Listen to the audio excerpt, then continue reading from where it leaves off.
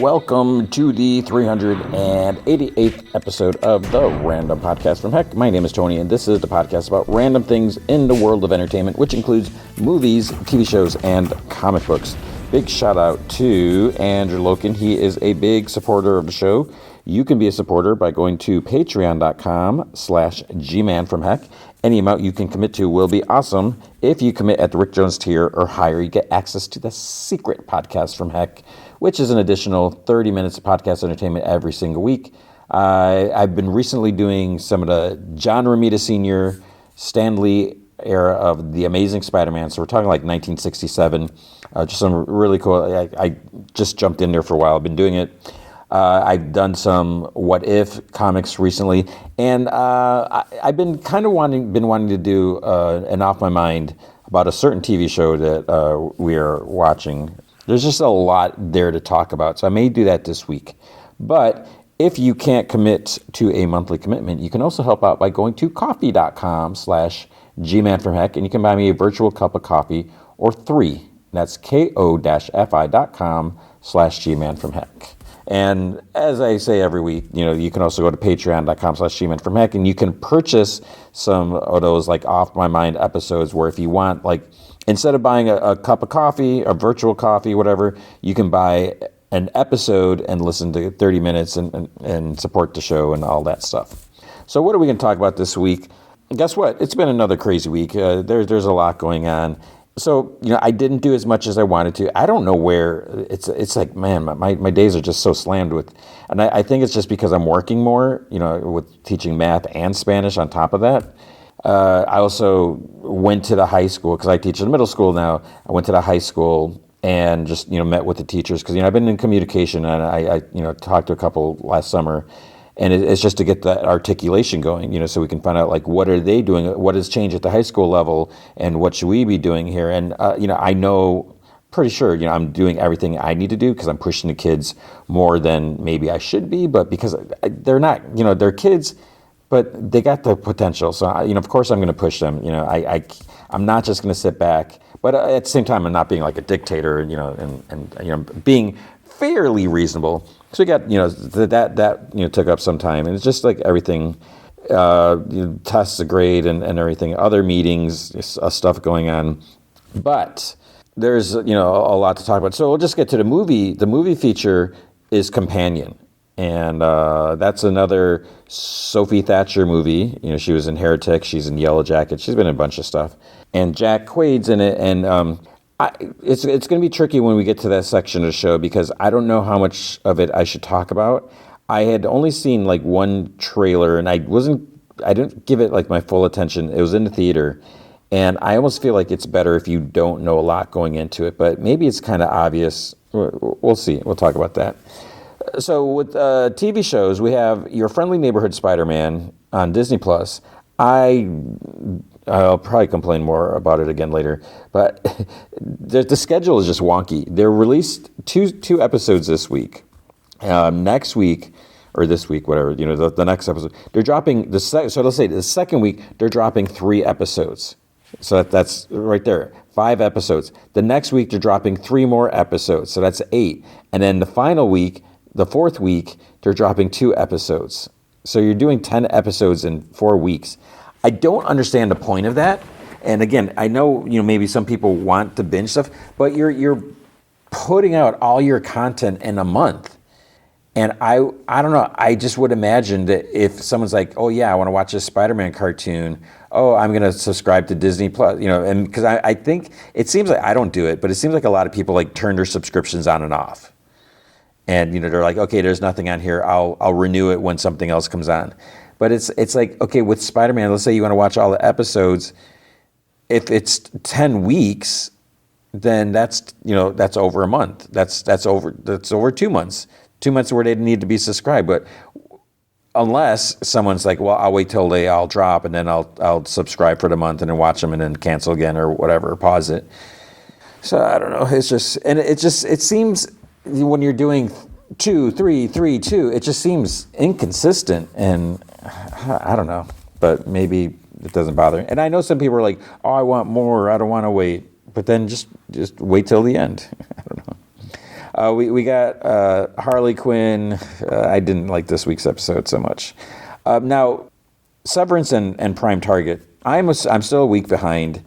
Even if I wanted to, there's no way I could have gotten to the get caught up with this current ones. I just don't know where my time is going. It's just crazy, and reading comics and everything. So I guess that's it. Oh, the other couple.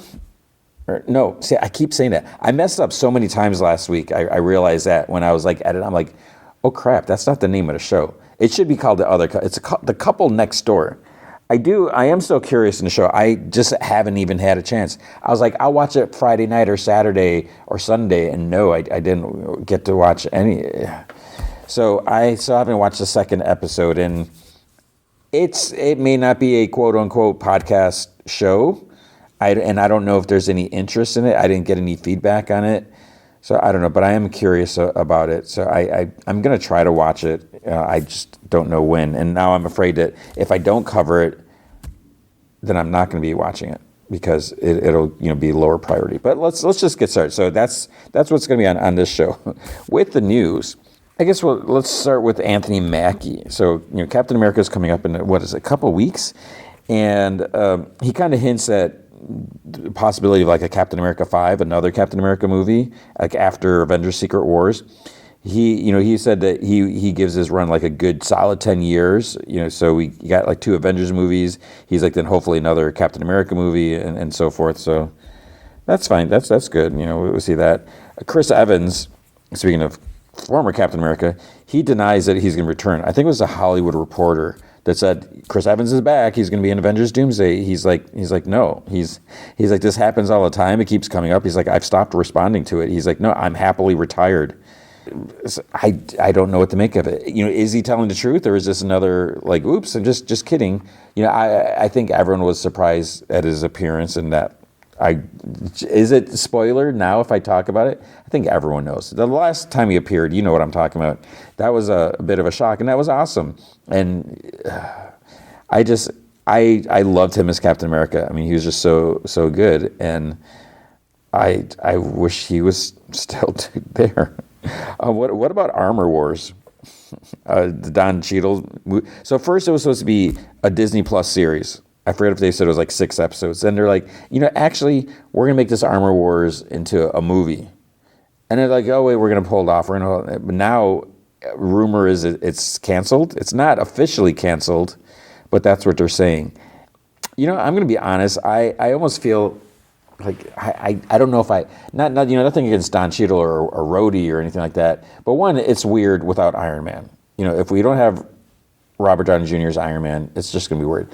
And this goes, it kind of takes me in a different direction.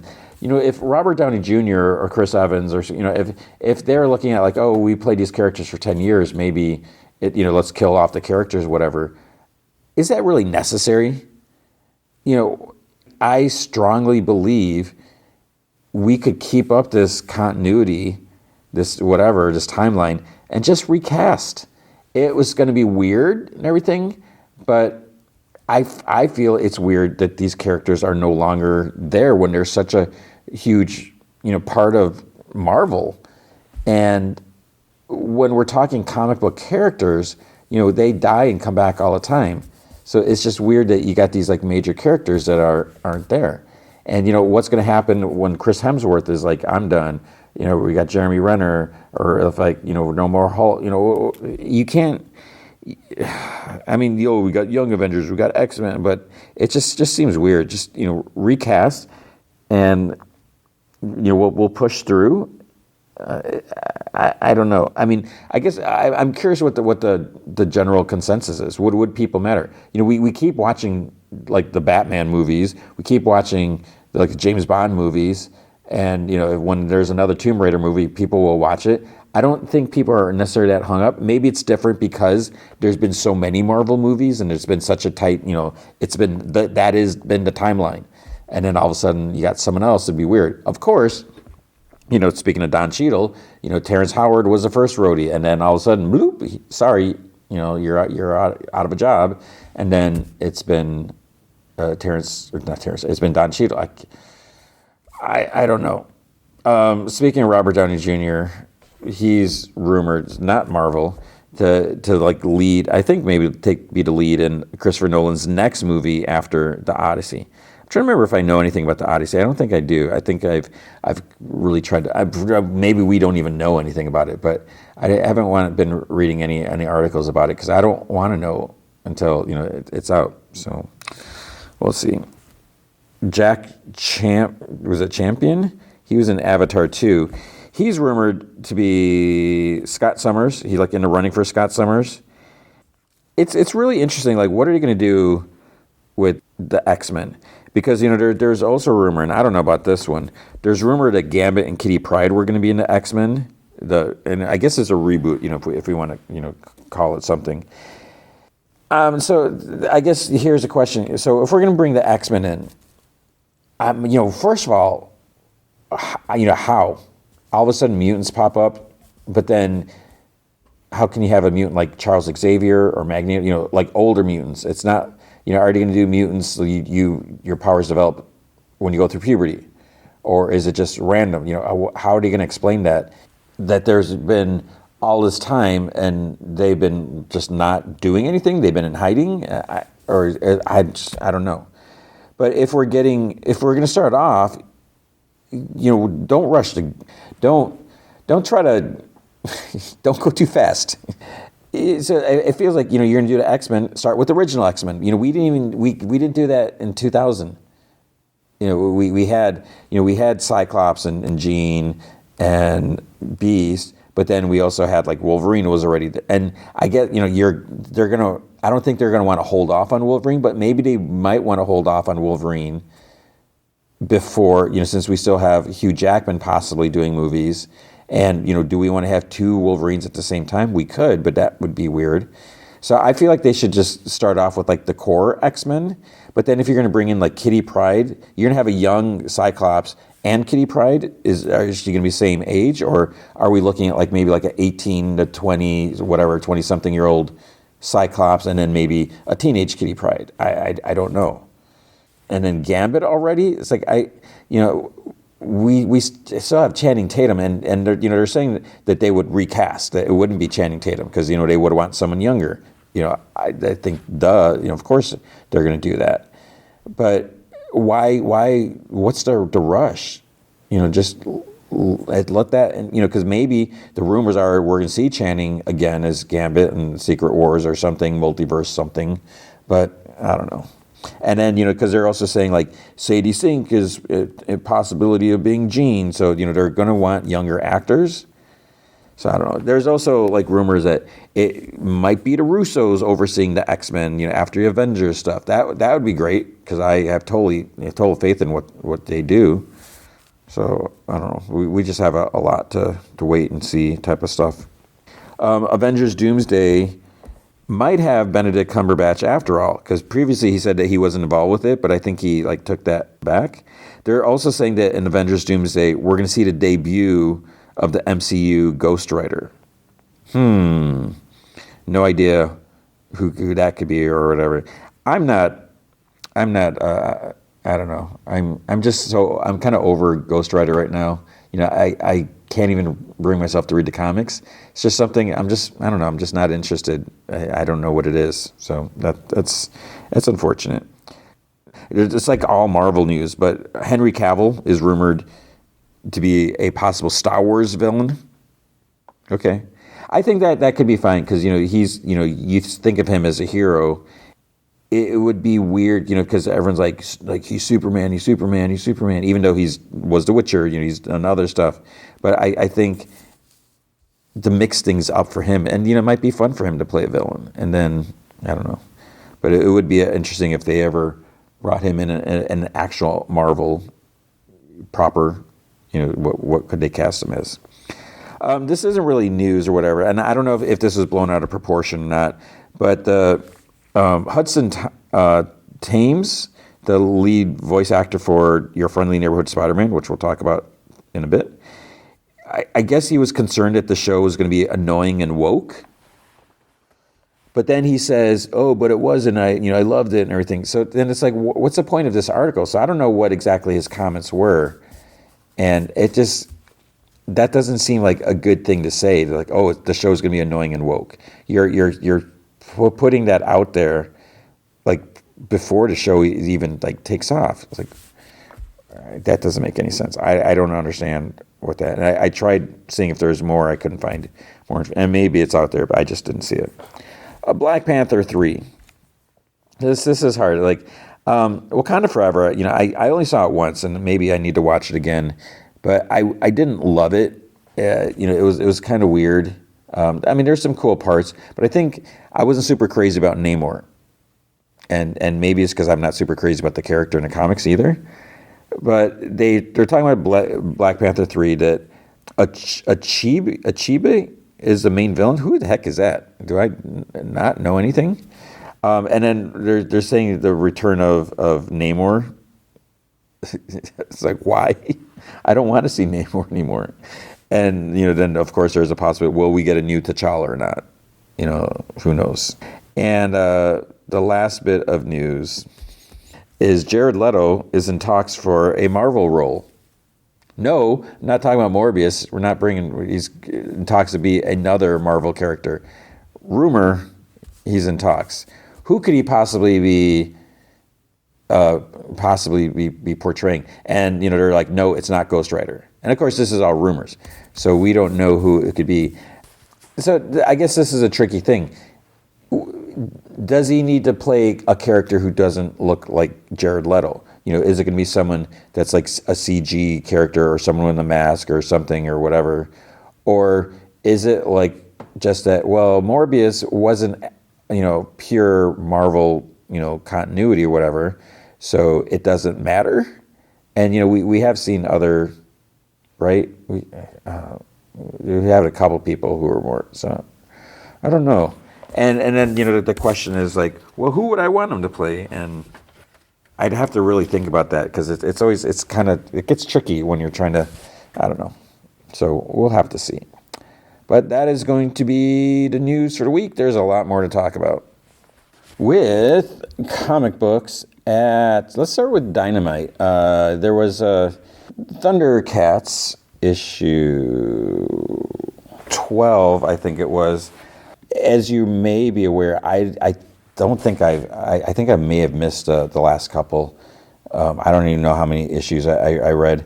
Because as I read this, it didn't feel like I missed a whole lot. I mean, we do have the return of Calica. And because, you know, there's a new Thundercats, like where'd she come from? And then she ends up stealing the Eye of Thundera, or just the Sword of Omens or whatever. And, you know, so was she a spy? Why'd she, you know, what's going on? And, you know, Lionel was bummed. But we find out there's something more going on to it, and then who sent her and why she's there and who she may be working with. So there's that. But the thing is, what I don't know, because, you know, we see the different characters, different Thundercats doing different things, but I don't know where Lionel is, because then at the end they're like, wait, you don't know where Lionel is? Our Lord has not being, you know, whatever, and so I don't know where he's, because I haven't read. So it was a fine issue, you know. I really like the character, so I'm really curious where it's going to go. We had this week also at Dynamite Silverhawks. So Silverhawks #1. This is by Ed Brisson. I like Ed Brisson. George Cambadas does the art. I don't know anything about the Silverhawks. I feel like I should look them up. I don't know if it was before my time or if it was like after my time, after like my, you know, I'm too busy to like watch, you know, whatever cartoons or stuff like that. I don't really know anything about them. You know, I'm familiar with the name, but we have a new comic, and I probably will check it out as soon as, you know, I get a chance, but I didn't. Yeah, in the synopsis, in a nearby galaxy Limbo, the deadly mob boss Monstar has escaped from his confinement on Penal Planet 10, and he's looking to take revenge on everyone who put him there. Top of his list is Commander Stargazer, the grizzled space cop who personally took Monstar. This is like long. Yes, bionically enhanced law enforcers at Silverhawks.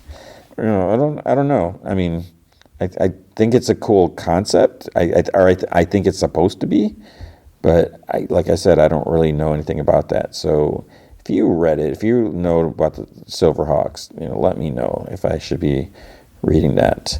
Then at Image, Geiger trade paperback volume 2. You should check that out if you haven't been. That's good. Wait, is this right? Am I looking at the right week? Kaya came out? Kaya 25? How did I miss that? Okay, so I'm a little confused because I'm looking. So I'm looking at two different things. So what I got from Image says that Geiger came out, Kaya 25, Rockefeller's number 3. I feel like this isn't right. This is maybe this email I got is not accurate, because what I think came out, and looking on previews, they mainly have like the trade paperbacks for some reason. Maybe did like nothing come out at Image. Hang on, let me check one other source. This is problems like there's with all the different distribution, whatever, who's doing what. So looking on Comixology, which it's like almost, is it really Comixology anymore? Yeah, so this is more what I looked at. So the Seasons came out. Seasons is a new Rick Remender book. Okay, summer, winter, spring, and autumn are the Season sisters, the daughters of the world-renowned seasoned detectives. 10 years ago, their famous parents disappeared. Left to raise themselves, the sisters form an unbreakable bond. Now that the bond is tested, the sisters fall prey to sinister forces. The youngest sister, Spring, is the last hope to save them from a fate worse than death. Will Spring be able to piece her shattered family back together before it is too late for them all? So it's Rick Remender. Oh, Paul Azaceta is doing the art. So it's kind of cool because it has like a different vibe to it, different feel to it. And I think at the end, I think Rick said he wanted to do something that's kind of like Tintin or something a little more, because it has a really cool like vibe to it. I think I said that. Yeah. So as you're reading, it's like, wait, what? It's not really clear like what's going on, but it's pretty cool. So I'm definitely intrigued to see what's going to happen with that. So I recommend that. And Rick Remender, he's got a proven track record. So he does good stuff. He writes good. He writes well. Then we have Redcoat number 9. This was a fun book. Jeff Johns and Brian Hitch doing the art. This was kind of like another one-off, self-contained story, but it's with Johnny Appleseed.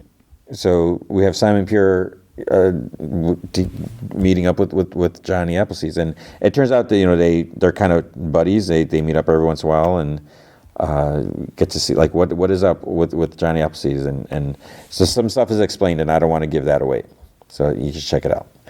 The Black Cloak 11. I fell behind on that, so I'm not sure where things are at. I think I was still on the first arc. I don't think I finished that. It looks like Witchblade Volume 1 is out. I should check that out since I don't know if I ever read the second issue. There's a Department of Truth Trade Volume 5. And then, wait, is that it? I feel like didn't I read something else? Maybe that was it. At Marvel, we have Deadpool number 10. Guess what? Spoiler on the front. Wade Wilson is back. So Deadpool died. He is back. Anyone really surprised?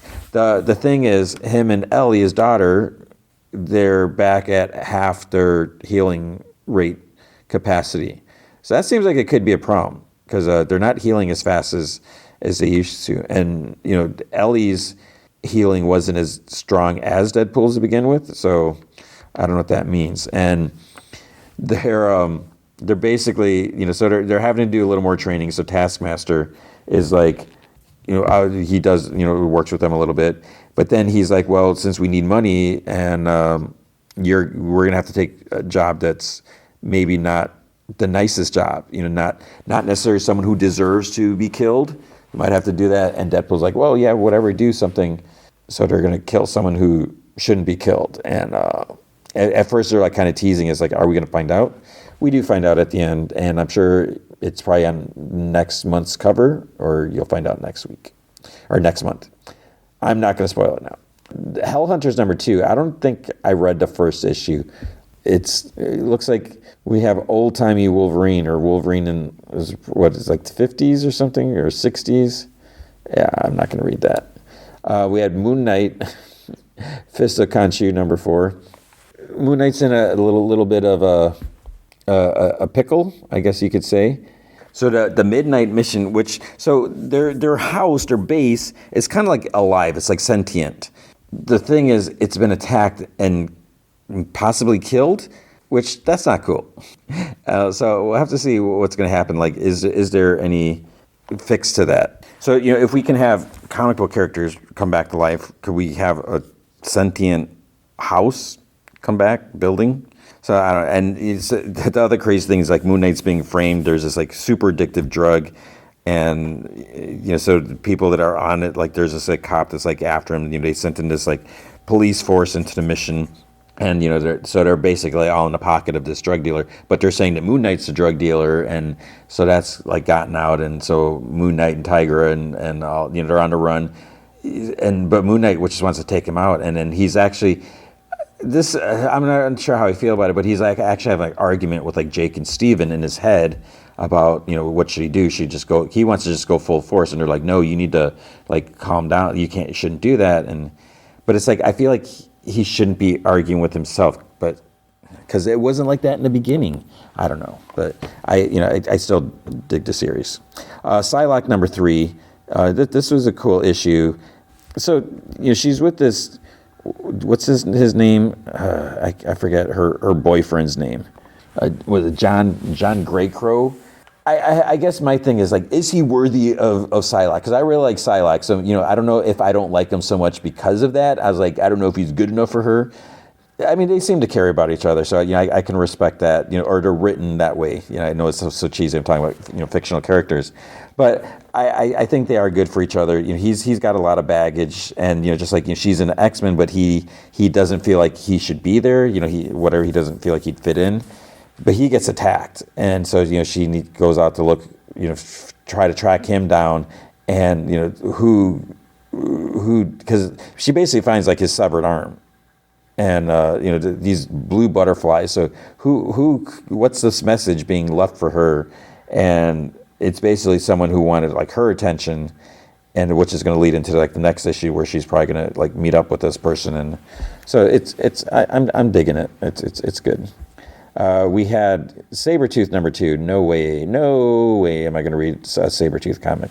Spider-Boy issue 15. Man, I just don't know about this comic, and I know it's not for me, but it's so weird. Who is what are kids buying this? So it's still Spider-Boy and Daredevil and this, they're Madripoor and this big tournament thing, and it's so weird because it's all these fighters and they're like little 10-year-old sidekicks. So it's like, where are they getting all these little sidekicks from? And like it just seems like again, is this comic written for little 10-year-olds? I don't understand, and that the fact that Bailey Spider-Boy was supposed to have a math test and now he's here, let alone the fact that it's probably like a 14-hour flight or something, and how much school is he going to miss, and how is he going to explain this? And his mom's kind of like, oh, okay, I don't know. We have Storm #1, Storm Life Dream, Marvel's Voices Special. I didn't read it. I thought this was just a regular Storm, but I don't know what that is about. Star Wars New Legacy. I was like, wait, we're starting something over? I was like, what, Charles Soule? Look, who is it? I think Kieran Gillen writes something, but it turns out it's like an anthology book. And we get some Dr. Aphra, but the thing that turns me off, the reason I didn't read this, is he got that Valance guy smack dab in the center. I don't know what I swear I'm not prejudiced against cyborg people, aliens or whatever, but yeah. I think there's like two. I did flip through it, but I think there's like two Dr. Aphra. I'm really interested in the character, and I wish I could go. I had the time to go back and read her, all her stories, because I don't know. I feel like she's a little annoying sometimes, but I think she could be a cool character. I like the design and the idea, but I don't know. And then we got those like killer droids, and so I didn't read that. Star Wars Ewoks. I never read past the first issue. I don't know how this is, but issue 4 came out. Ultimate X-Men 11. I've stopped reading that. I would like to read it, but yeah, I just haven't. Am I reading anything? West Coast Avengers number 3. So it's like, wait, what? Who? Winged Ultron? What's going on? Because Ultron is in the West Coast Avengers, but then it's like he's got a cult. What's going on here? So we find a little more information. Spoiler, because I think it's like kind of on the first page or second page. There's like multiple Ultrons. So it's like, what's going on? And that's a scary thing, where the Ultron, it's like, their whole thing is like, we want to destroy humanity. But then they're kind of like, well, we're probably going about this the wrong way. We need to change our directive. So does that change in directive mean we're not going to kill humanity? Maybe we're going to try to do something else. Or is it like, let's pretend to do something else?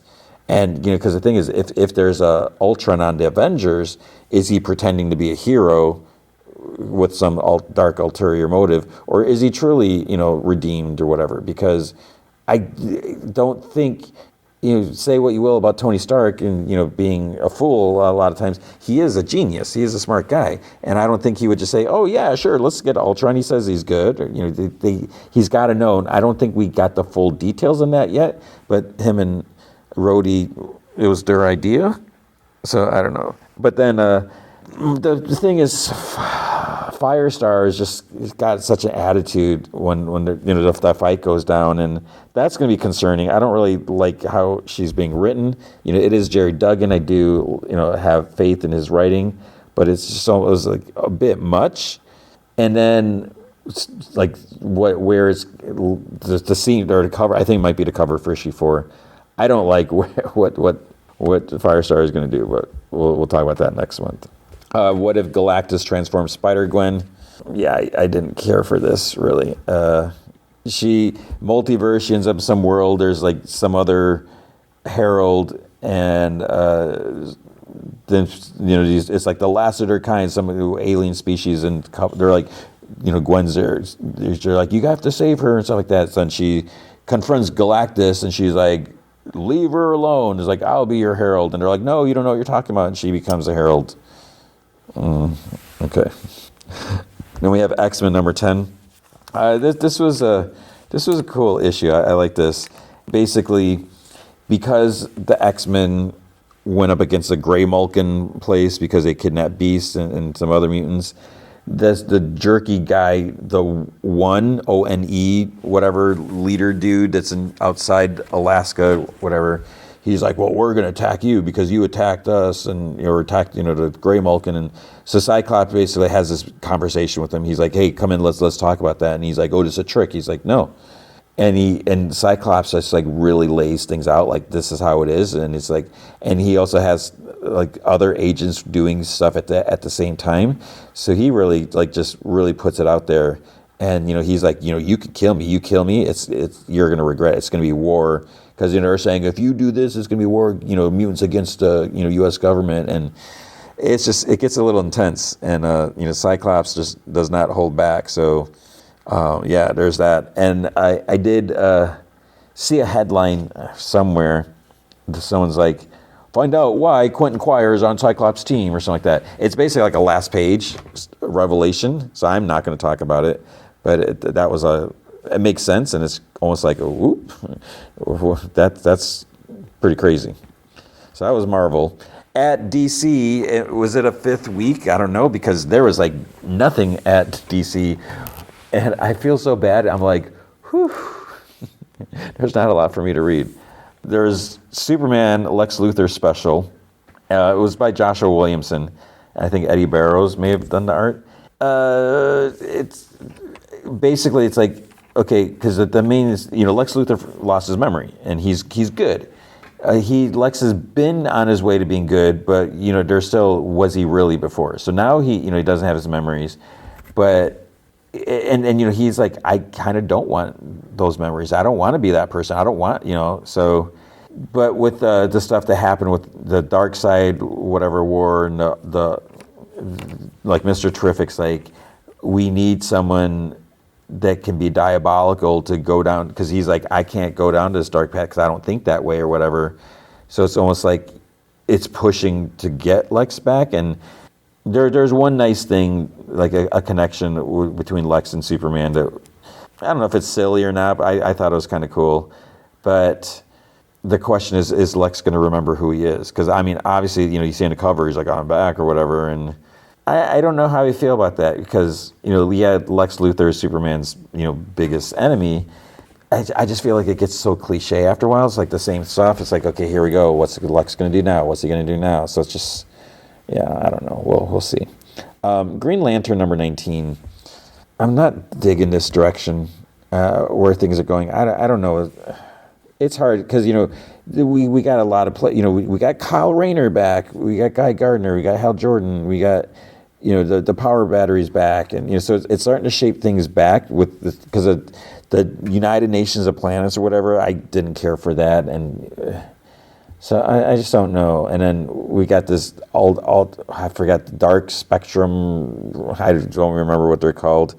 But yeah, I don't know. It's not, and I don't know if it's just because I was thinking back to like Jeff Johns running Green Lantern. It was just so glorious, and I don't want to compare writers or anything like that, but it's just I don't know. There's just the energy it just like kept me on the edge of my seat back then. It was just like so cool, and now I'm just like, maybe I'm just getting older. And I'm just like, I don't know. I can't really pinpoint it. And then that's really all I read because there's DC's Lex in the City. So I look at that cover, which I think that's a very, very clever title. And, it's Amanda Connor cover. So I'm like, is this a Mark Russell book? I was like, okay, this looks like it's going to be, funny, hilarious. It's not Mark Russell. He's nowhere to be found inside, I'm pretty sure. Because I looked at the credits and it's just a bunch of other, there's like Harley and Poison Ivy, and it's like, I didn't read it because I just have such a hard time, and it's I know it's not fair to the creators, and I feel bad, but not bad enough where I'm gonna do, because I don't have the time. That's the reality of it, and I feel like with these anthology books, I don't feel like they're more for entertainment and that's not a bad thing. I don't have time for that, and I feel like these stories, you read them like, oh, this is cool and everything like that, but they don't really add any big, huge, massive changes to the characters or the universe or anything. So I can't read them because I'm picking and choosing whatever. And, So I didn't read it, but I love that cover. And hopefully you love this comic coverage because that's all the comics this week. There wasn't a lot. All right, Severance Season 2, Episode 2, Goodbye, Mrs. Selvig. So we're a week behind. We may catch up at some point, but this is, like I said before, it's just been a crazy week, as always. It starts off, let me start off by saying I really like this episode. I mean, I love this show, but what's cool about this one is it's kind of contrast with the first episode. The first episode, we mainly see on the severance floor. We kind of see like what happens mainly, since the last season. And we're just mainly seeing Mark's innie. But this one, it's kind of like the flip version where we see like what happens to Mark's outie, like what happened on the real world outside the severance floor, severed floor or whatever. And it's kind of cool because they backtrack where, we'll see, because in the first episode, Mark, it's just such a fascinating thing, going in the elevator, leaving, and then it's like, boom, you're like back the next day because that's all, there is no in between. And I just don't know, like psychologically, how could that be? Because you have like no rest. I mean, you're not working nonstop, but it's like, okay, day's over, I'm going to go relax. Like, no, you don't even get to relax. So that's something I definitely need to talk more about that. So this episode, like I said, it just focuses on the outside part and how did Mark end up back there, because he was ready to just leave and everything. So it starts off, it's black. We see Mark's yelling, Devin, Devin, and like Helly's like, we're not happy, we're miserable, and then you hear Irving like, Bert. And then Helly's like, they torture us down there. And Mark's like, Devin. And Helly's like, we're prisoners. And Bert. And then Mark's like, she's alive. So all that stuff from the end of the first season. And then we see Mark's Audi is returned. Rick and the others, like, they stare at him, and Mark is confused. Devin hands her baby to Rick, and she goes to Mark and she hugs him. She's like, so this is you now? He's like, yeah. And she's like, you okay? He's like, yeah. She's like, you sure? He's like, yeah. And then she's like, what's my name? And he's like, Persephone. And then she's like, can you spell that? He's like, never. And she laughs. So I don't know what that was about. It's like, where is that? Because her name's Devin. I don't even know what's going on. Maybe, did I forget something from the first season? But she's like, okay. She goes back to her baby, and Mark noticed that he has the wedding photo in his hand. So it was like so friggin' close, and he doesn't know. Yeah, it's just like, ugh. So then at Lumen, we see Helly, or actually Helena. She stands. She absently, she's like kind of touches her throat. It's probably, because she tried to hang herself. Helly did. She's in a conference room. Or like this bearded dude walks in. I think his name is Mr. Drummond. He's like one of the big up whatever people. Then her father comes in, and he like walks up to her, and it's like, what the heck, dude? He's just like, fetid muppet. So which I was like, what? He's calling her a stinky child? And she's like, father. And he kind of like lightly shakes his head, and he just leaves the room. So then Helena's like, we'll have someone from the floor liaise with the Audis. And then Mr. Drummond, he's like, well, we need to find out who they talk to promptly. So then we see Dylan. He has an ice pack on his head. He's walking through the Lumen lobby. Milchek like watches from like the balcony, like second floor level, whatever. Then Helena talks to Milchek. She's like, I need you to go see all of them. Find out every word they said and who they said it to. And he's like, and shall I fire them? She's like, let Kier guide your hand. He's like, of course. So she walks away, and she goes to like up to the bearded dude Drummond. They enter this conference room with like super duper long tables, like really long. There's like all these chairs, like it's like a million chairs, but not that many. But Mrs. Cobell is there.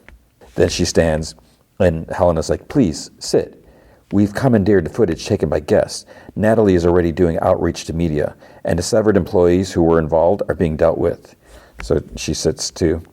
And she's like, thank you for acting so quickly. You saved us from disaster.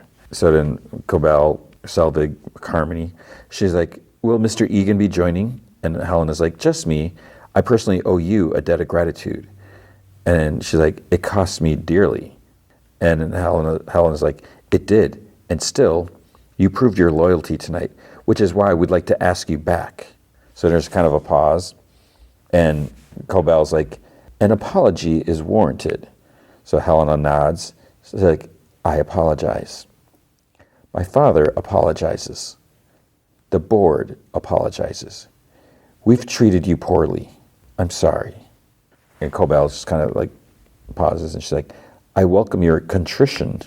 It's like they use such like big words, like not big words, but like fancy words. It's like, who talks like this like normally? And they're surely not me, obviously. She's like, I welcome your contrition. And then Helena's like, I'm so glad. And then Cobell's like, there's much damage to control. I recommend we start by scouring the feed, and I need to interview Dylan G to see how he gained access to it. And Helena like interrupts. It's like, we have something else in mind. We'd like to offer you a promotion. Severance Advisory Council. And Cobell's like, I've never heard of such a thing. And Helen's like, it's a brand new initiative. You'd be spearheading its formation. Your expertise is greatly valued. And Cobell's like, which is why I should be running the severed floor. Helena's like, pauses. Mr. Milchik has been promoted to floor manager. And we see like him walking to his motorcycle. Cobell's like, you don't value me. You fear me. And Helena's like, we fear no one. And if we didn't hold you in such high esteem, we wouldn't be making this generous offer. So Cobell's like, I'll put some thought to it. And then like a pause. Helena gets up. She's like, thank you for coming in, Harmony. Mr. Drummond will see you out. And she's like, I don't need an escort. Milchek continues riding on his bike. Helena sits in front of his camera and records. Earlier this evening, at an event where I was excited to share my status as a severed individual with a group of friends and allies, I made the poor decision to consume alcohol while on a non-lumen medication for an arm rash. This had an inebriating effect, which caused me to say some deeply regrettable things. So Milchek arrives at Irving's. He apologized for the hour. Audi Irving asks if everything's all right. Milchick asks, how's his night been? He's like, how's your night been, Mr. Bailiff? And Irving's like, fine. He's like, they're showing Barbara Seville on TV. He's like, so I'm just here. And Milchick's like, wonderful. Are you feeling well? And he's like, oh God, what did I eat in there? Milchick's like, we just need to know if anything of note occurred, anything at all. And Irv's like, why don't you tell me what's going on, Mr. Milchick? So Helena, she continues recording. In the moment, I thought I was being funny, but in the hours since this outburst, I've been reminded just how seriously my family's company affects the life of real people around the world. So Milchick stares at Irving. He finally says, your innie is a friend of mine. I feel confident he'd approve of me saying so. And he's a man of principle, which is rare, which is what makes this so difficult. And Irv's like, you're firing me? Helena continues, when Lumen falters, it's our cherished workers and their families who suffer first. So for the fear and insecurity this has caused, I must sincerely atone. So then Milchick, we see him go to Dylan G's, and he's like, you were involved in a physical altercation with another employee this evening. It was brief but violent, and I regret to say that you were the aggressor. And Dylan's like, wait. And Milchick continues, as such, I'm afraid we've no choice but to terminate your employment, effective immediately. Helena continues recording. Distrust of Lumen has been sadly endemic since its founding. My words provided more fuel for pernicious hate and derision. It's like, what? So back to Irving. He's like, you can't just do that. What happened? Did I break something? Or I can pay. I have cash upstairs. Helena's like, when I said my innie was being tortured, and then it cuts to Dylan, what am I supposed to tell my wife? Then back to Helena, this was a joke and a lie. So she said she was being tortured. Milchick's like, I'm sorry, to Dylan. And Helena's like, I don't know if this is confusing, the way I'm just like trying going back and forth. But then Helena's like, I'm committed to this company with every part of me. We see Milchick leaves Irv, he leaves Dylan, and then she's like, but I'm also human, just like my innie, and just like you. And she ends the recording, and she takes a breath. So then we get the intro, but it's like, what's with all the babies in the intro? Because they changed it from the first season. So I'm like, I don't know what's going on. So then, and then Rickon's like, well, that was more drama than planned. He's like walking someone out of his house. He says that he'll let her know when he does another reading. And she's like, oh, and don't punish the baby, Rickon. That wasn't its fault. He's like, of course. Good night, Rebecca. So because the baby was missing, because Cobell and whatever, but then they found it. So then Devin says to Mark, I'm not the only one who heard you say it. It's not like I made it up. And he's like, right. I'm just, and Rickon comes in and says that they can reschedule the reading for next month. It's fine. He's like, I just need to decide if I'm going to restart with chapter 1. He walks into the other room. Mark's like, so what? And she's like, so you said she's alive. And he comes in, he's like, if I may, he keeps interrupting. And Devin's like, I'm trying to help you. And then Rickon's like, if I may, I really did feel it was clear you were referencing the baby. Patton had just saved her, because she found her. And Devin's like, well, we found her, yeah. And Rickon's like, and I think that your workie was excited. He calls him workie. I have to say, Mark, he really is a jewel. And Mark's like, guys, obviously I was referencing the baby. And Rickon's like, yeah. And then Devin's like, yeah, I agree. I think Rickon is right. Let's Occam razor this poop. So I'm like, Occam razor. So I actually looked that up. It sounded familiar. I was like, wait. So looking it up, it's a problem-solving principle that states the simplest explanation is often the most likely to be correct. It's also known as a principle of parsimony. and this is like, okay, they're just talking like this, like normal conversation. So they're going to Occam's razor this poop. She's like, you're looking for Eleanor. You find this picture, which obviously is of interest to you, so you pick it up. And Mark's like, right. And Devin's like, and then when Patton found Eleanor, you still had it with you. And he's like, yeah. And she's like, yeah, I think it's the only thing that makes sense. And Mark's like, okay, and Eleanor was in the study because, Devin's like, because Mrs. Selvig left her there, or Cobell, whatever the fudge. And he's like, right. And Rickon's like, perhaps Cobelvig would be a helpful Nomenclature. Devin's like, and assuming that she's alive really was about the baby. And Mark's like, I mean, you don't think it was? She's like, I do think it was. He's like, then why are you saying it like that? She's like, sorry, I'm just exhausted. It's been a weird fudging night, Mark. And he's like, oh my God. And she's like, why are you being aggressive with me right now? And he's like, oh my God. And she's like, or Rickon's like, okay, guys, okay. And she's like, whatever. And then Rickon's like, let's deal with what we know to be true, all right? Mark's workie went to great lengths to awaken himself to alert us of abuses. He was inspired by my book. And Mark kind of reacts. He's kind of like, what? But then Rickon continues like, he found great meaning in it.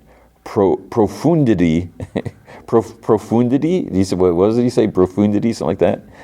But it's also weird because Rick and Devin, they keep like switching off the baby as like, does neither want to hold her, whatever. But Mark's like, what are you even saying? And Devin's like, why are you being Richard to me? She's like, I'm trying to help you. And Mark's like, I'm just trying to get. And then Mark hears Rickon answer the door. Milchick's out there. And he asks, he's like, is Mark Scout by here by chance? And he's like, yes, he is.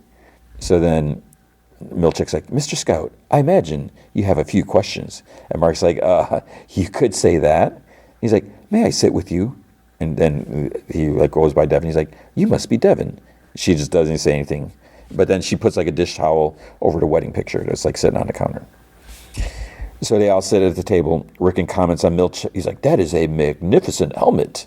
And he's like, thank you. Then he's like, what happened tonight is what we call the overtime contingency.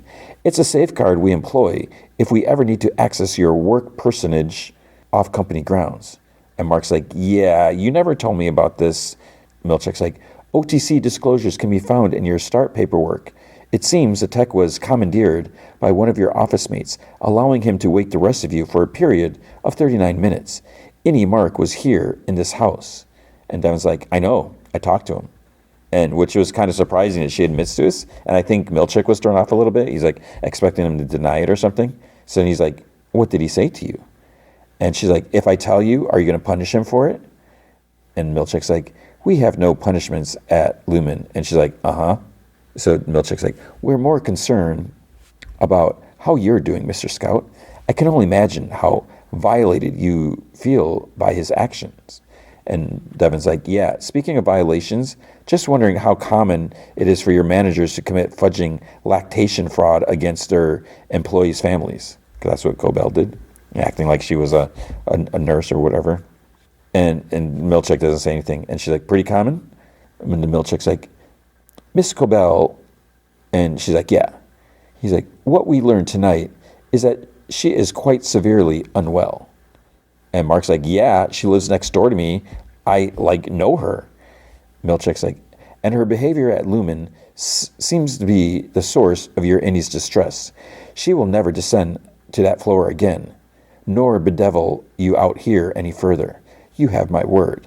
But we do need to know what we're dealing with. Is there anything you can tell me?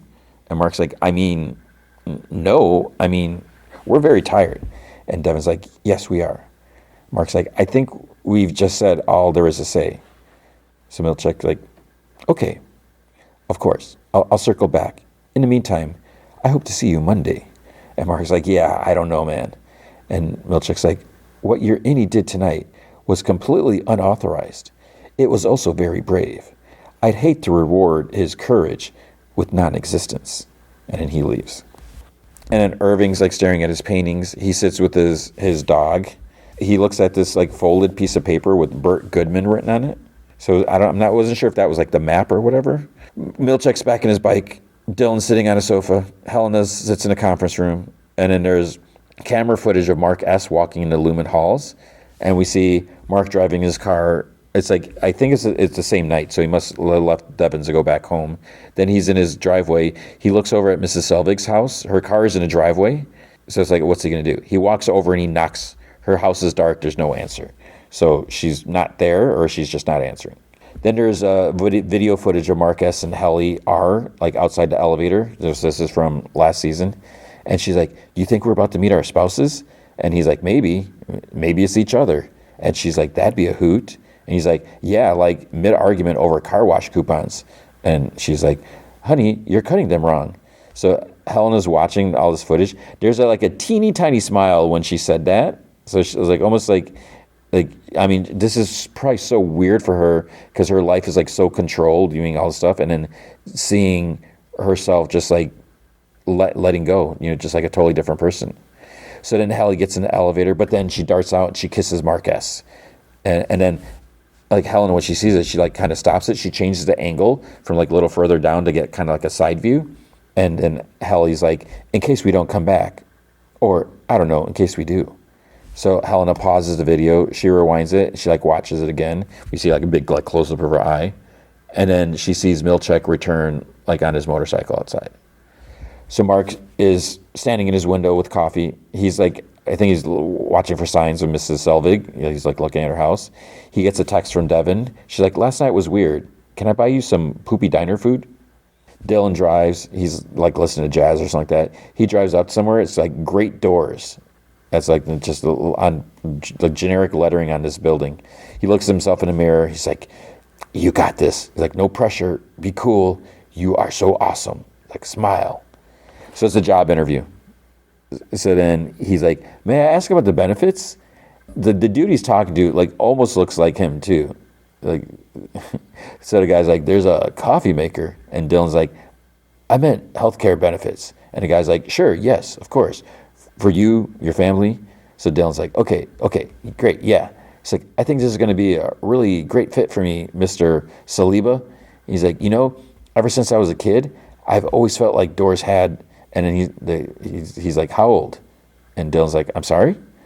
So Mr. Saliba, whatever, he's like, how old were you when you first knew you loved Doors? And Dylan's like, 5. And then the guy's like, if you could be any kind of door, what would it be? And Dylan's like, pocket. And the guy's like, interesting. Tell me more. And Dylan's like, well, you're, doing your thing. And then when you're not needed, you can just tuck yourself away. And the guy's like, tuck yourself away.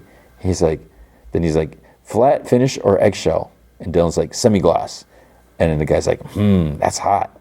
It's like, you remind me of me, Dylan. And he's like, you like kickball? And Dylan's like, as a skill, or like, do I follow it professionally? And the guy's like, we play on Fridays. He's like, there's fun prize if you win. And then Dylan's like, you mean a door prize? And he has like a big face on his mouth, like, And the interview does not like that joke. He just like sits back up and he just looks at the resume, and you can see he just like kind of goes a little cold. So then he's like, a lot of short-term employment and then Lumen. And Dylan's like, it's hubris. He's like, I was a severed employee. And he's like, you were a severed? And Dylan's like, yes, yeah, I was. But, it's just me here. And the guy's like, well, Mr. George, thanks for coming in. And Dylan's like, what?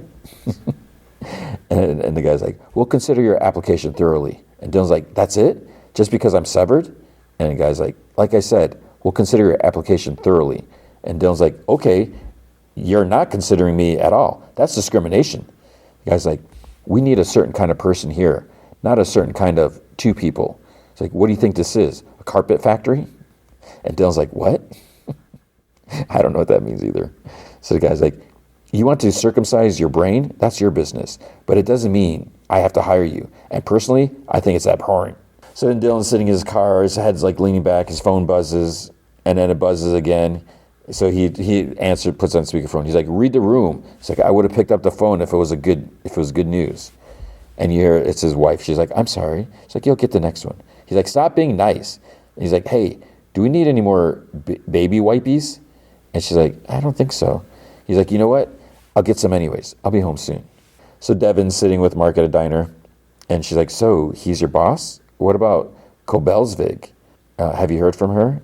And Mark's like, I went by there. No one answers the door, though. And she's like, well, I was just thinking, maybe there was a way we could confirm what your innie meant. And Mark's like, Devin, Jesus. He's like, are you serious? She's like, I know we're not supposed to contact him, but Danis, there is like, the closed caption is a Danise, that, I don't know if it's supposed to be Denise, I don't know what is up with the funky names here. Denise is a lawyer, and apparently you can petition. And Mark's like, I'm quitting. And she's like, you're quitting? He's like, yeah. And Devin's like, okay, have you called them already? And Mark's like, no, I was going to do it tonight. And she's like, uh-huh.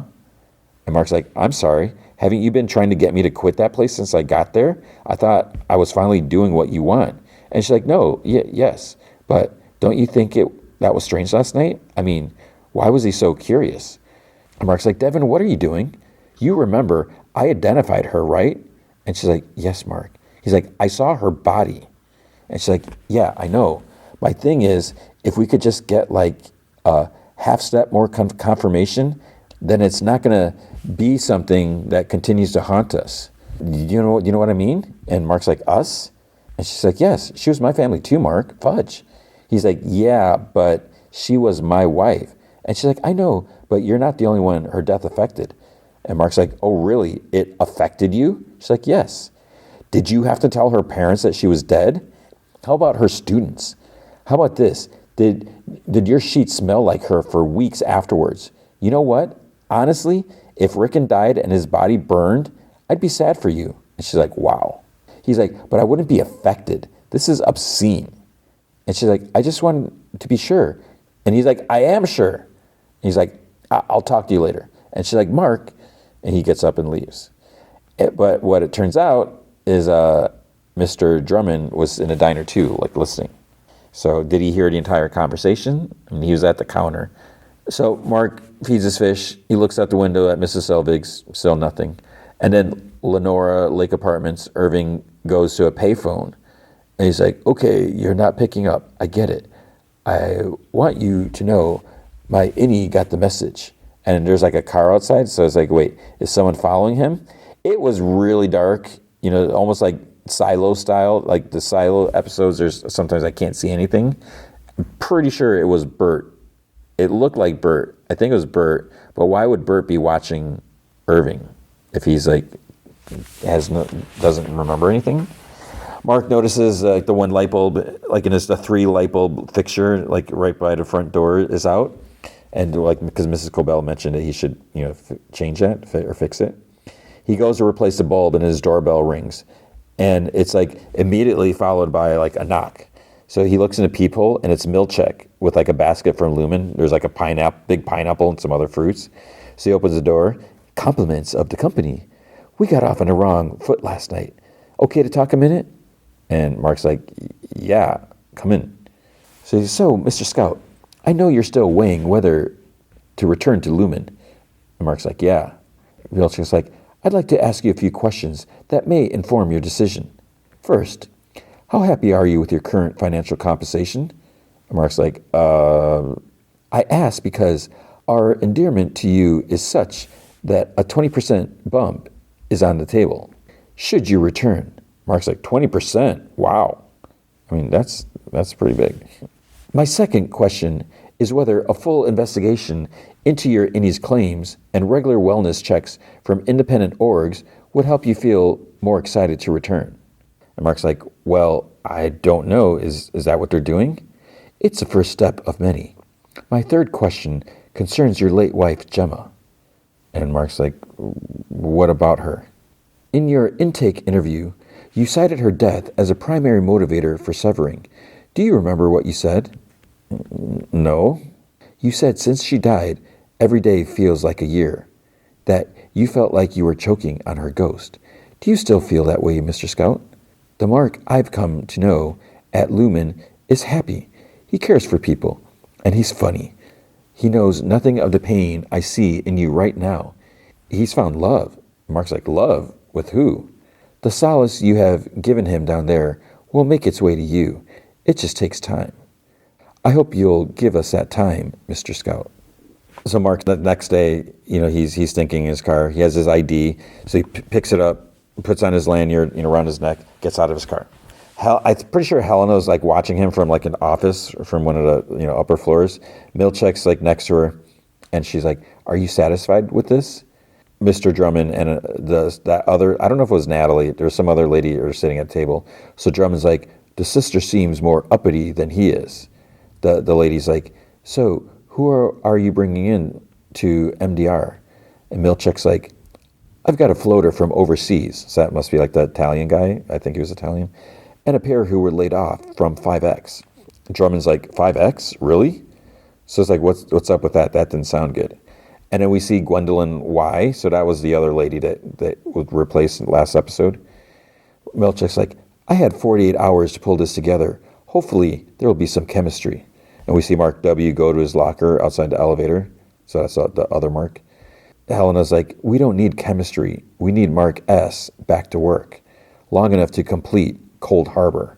Okay, so it's like, what the heck does that mean? So why is Mark so special?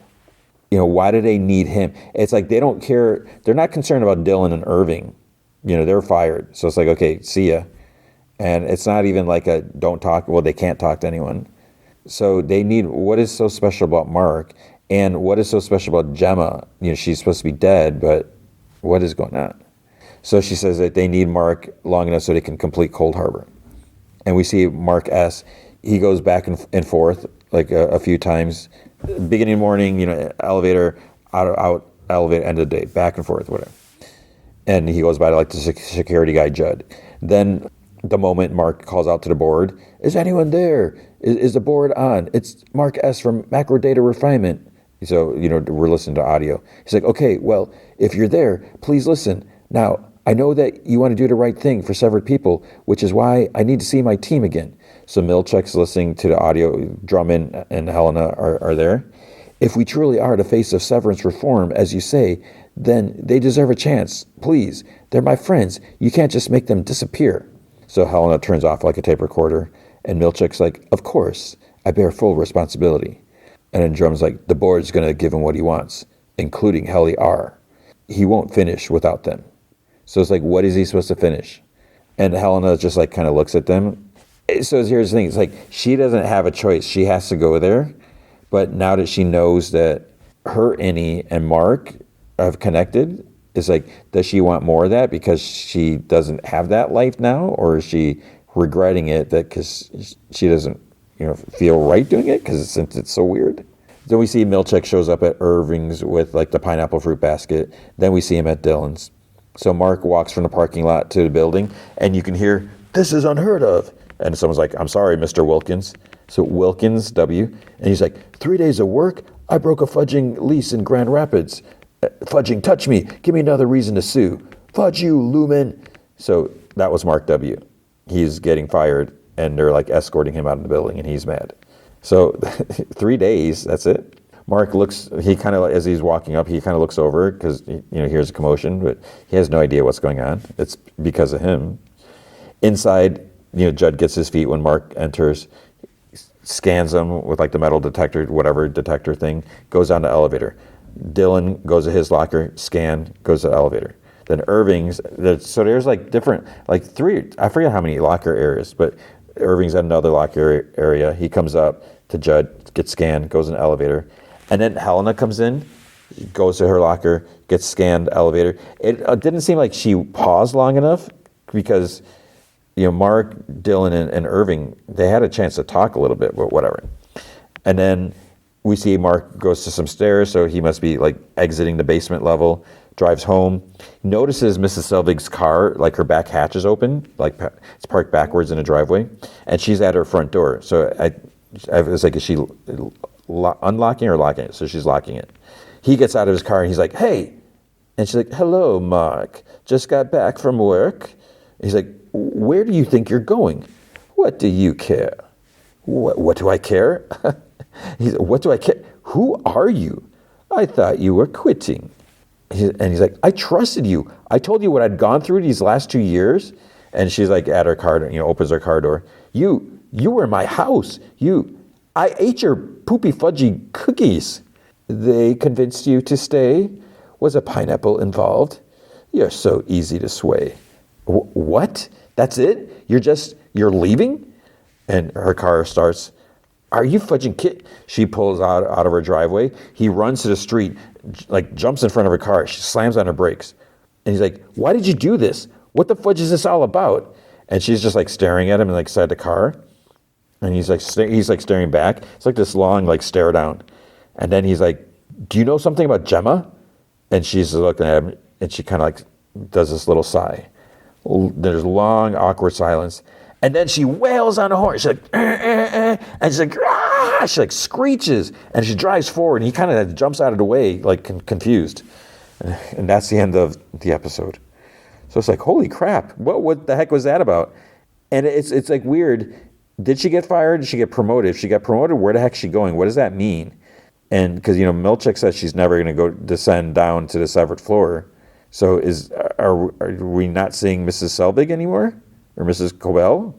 But that last part was a little intense. And the fact that Mark asked if she knows something about Gemma, that means he knows there's something up there. Oh my gosh, this is so good. So, third episode is out. We'll see if I watch it and record, or like I said, at some point I think we will double up and get caught up. So we'll see. All right, Prime Target, Season 1, Episode 2, Syracuse. So as I mentioned, beginning, week behind. We may get caught up at some point. We'll see. It starts out in Cassis, France. So it's 4 days ago. There's this lady reading this book, like some outside cafe by like the water and everything. It looks nice. I mean, this dork named Denis with Denis, he sits and asks if she minds, and he has a rose, but she knows him, or she's kind of familiar with him, and she's like, "What's it gonna be this time?" So he says he wants to go to like beach partying or something like that, and she's like, "There's about 500 women in this town, and you've probably already slept with most of them." He I don't know. I can't judge, but he seems kind of like a dork. I don't know if he's that good looking, whatever. I can't judge that. So she's like, so when a stranger shows up, but then he's like, tell me one thing. He's like, what exactly are you doing here? Why go traveling if you don't want to have some fun? Because she's an American or whatever. And she's like, yeah, great seeing you. She gets up. He's like, I thought American girls were supposed to be fun. And then she's like, only in the song. So her name is Taylah, Taylah, Taylah. And she goes to this house like where she's staying. There's this old like French lady there. Her name's Elise. There's also this guy named Olson, and he just like walks by, like passes by, and she's like, hey, whatever. And she gets on the laptop. Olson leaves. She starts looking at the different camera feeds of the professors. So it's like, oh, she's one of the people watching everyone. So that's interesting. Then Andrea, the professor dude who killed himself, the professor that Edward didn't like as much. She's like sitting at home. There's like flowers, condolences, 'cause, her husband's dead. And then her friend that came to that museum thing comes over. He has coffee, and he's like, he was a good man, and quite an incredible legacy. You have all his writing. And she's like, you didn't actually like him though, did you? Not really, right? And he's like, she's like, it's okay. She's like, I don't care. She's like, you can say. And he's like, I didn't like the way he made you feel. He's like, sorry. He was talented, yeah, but that just meant that you got eclipsed sometimes. He's like, that's all. And he's like, what do you want me to do? Go, stay, what? And she's like, help me decide about this. And, pictures from the dig. He's like, just postpone. He's like, and she's like, no.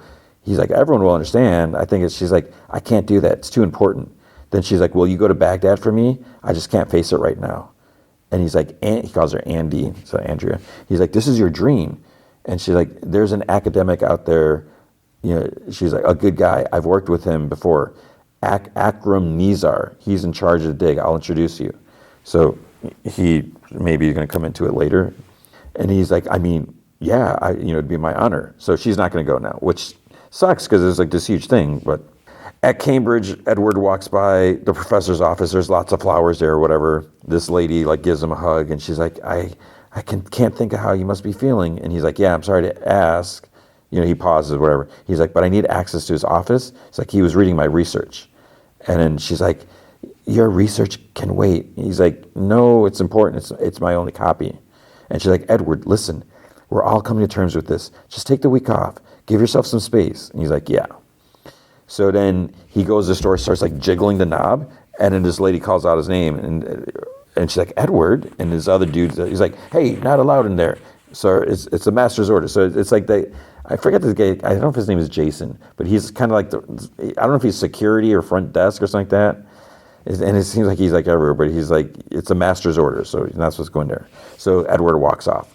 And he's like lying in his bed, He's like thinking, and then there's like this folded sheet of paper in a mirror. He grabs it. And it's like a 3D drawing of like some, I forget what it was. It's like not a dodecahedron, but it's like a multi-sided ecahedron, I think is what they said it was later. So it's night.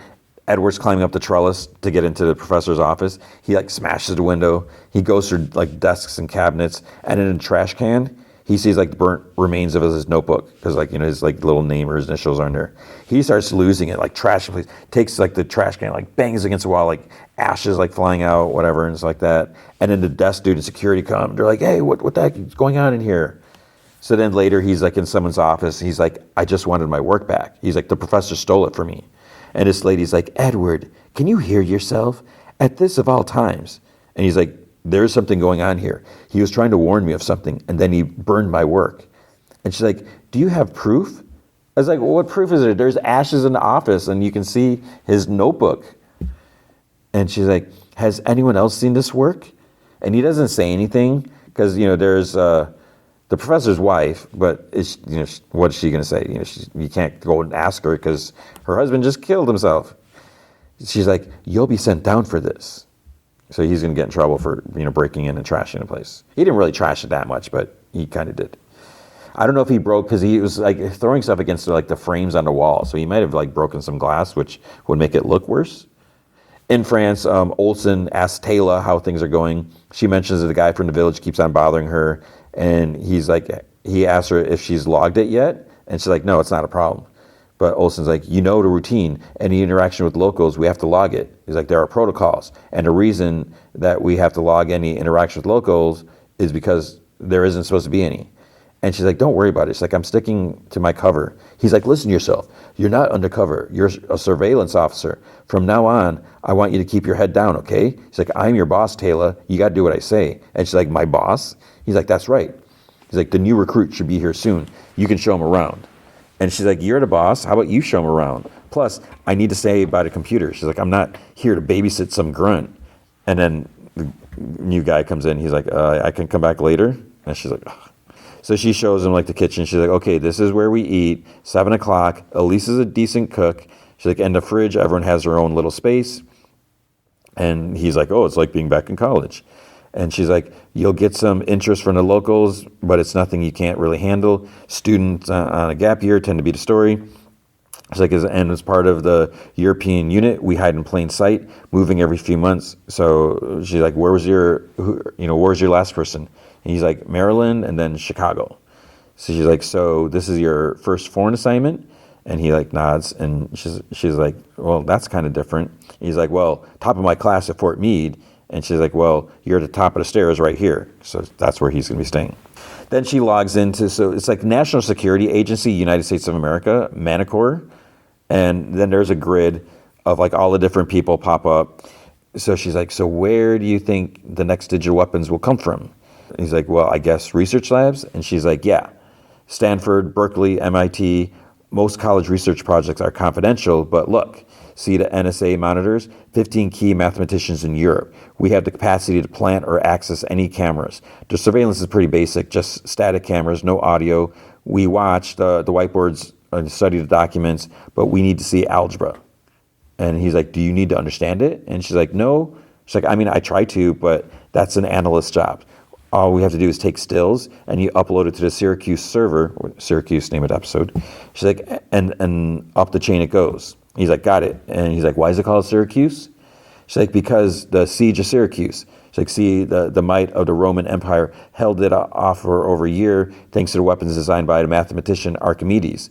And here we are 2,500 years later, where the right sequencing of digits can shut down hospitals, power plants, factories, water supplies." So she's like, "See, anything digital is vulnerable to attack, and in our world, everything is computerized. So of course, computers are designed using math. Right now, math nerds are probably the most dangerous people on the planet." Uh-oh, sorry, I didn't do it. So Edward, he's like talking to the higher ups, he's to defend himself, and he's like, "Newton studied here. Ramanujan." He's like, "I've dreamt of spending my life here since I was 11 years old." And one guy's like, "I'm not sure how relevant childhood passions are." It's like, What is, however, Professor Melinder considered you, that was the guy who came himself, Melinder, he's like, considered you to have the best mind he'd worked with in 30 years. And this lady's like, and yet you've accused him of this nonsense in the wake of his suicide. And then the first guy's like, were you to retract the accusation? Police have not been involved, so I think we might be better placed to show some understanding if you did. And the lady's like, and apologize in writing to the college and to Andrea. He's just like, he like shakes his head and he like curses under his breath. He's like, you need to think about what was wrong with him, why he'd steal my work and destroy it. Why? And the guy's like, will you apologize? And he's like, I will not. Which is, it's crazy. So the guy took his stuff. Why would he lie about that? And the fact that he killed himself. So obviously there's something up there. So then he's like packing up his room. One friend, Fiona, she runs in and I think she like gives him a hug or something like that. And she's like, you need a hand? He's like, it's all right. I don't have much. And she's like, what are you going to do? Where are you going to go? He's like, I can't leave Cambridge. Oh, so I think that's when she hugs him or whatever. And he's like, he's just like, doesn't really like hug her back fully because he's not a hugger, I guess. So he goes, he turns in his key, he asks the desk guy, maybe his name was Keith, not Jason. I think it was Keith. He asked him if he could make a call. But it's like weird. If he needed evidence, this guy Keith, if that was his name, he said that the professor went into his room and that he let him in there. So isn't that the proof that he went and he must have seen him take stuff out? Maybe? I don't know. He makes a call and you're, hello, Brian Brooks. And he's like, hi, Dad, it's me. And he's like, are you okay? So I don't know if it was his dad that came and visited him. Maybe that might make sense.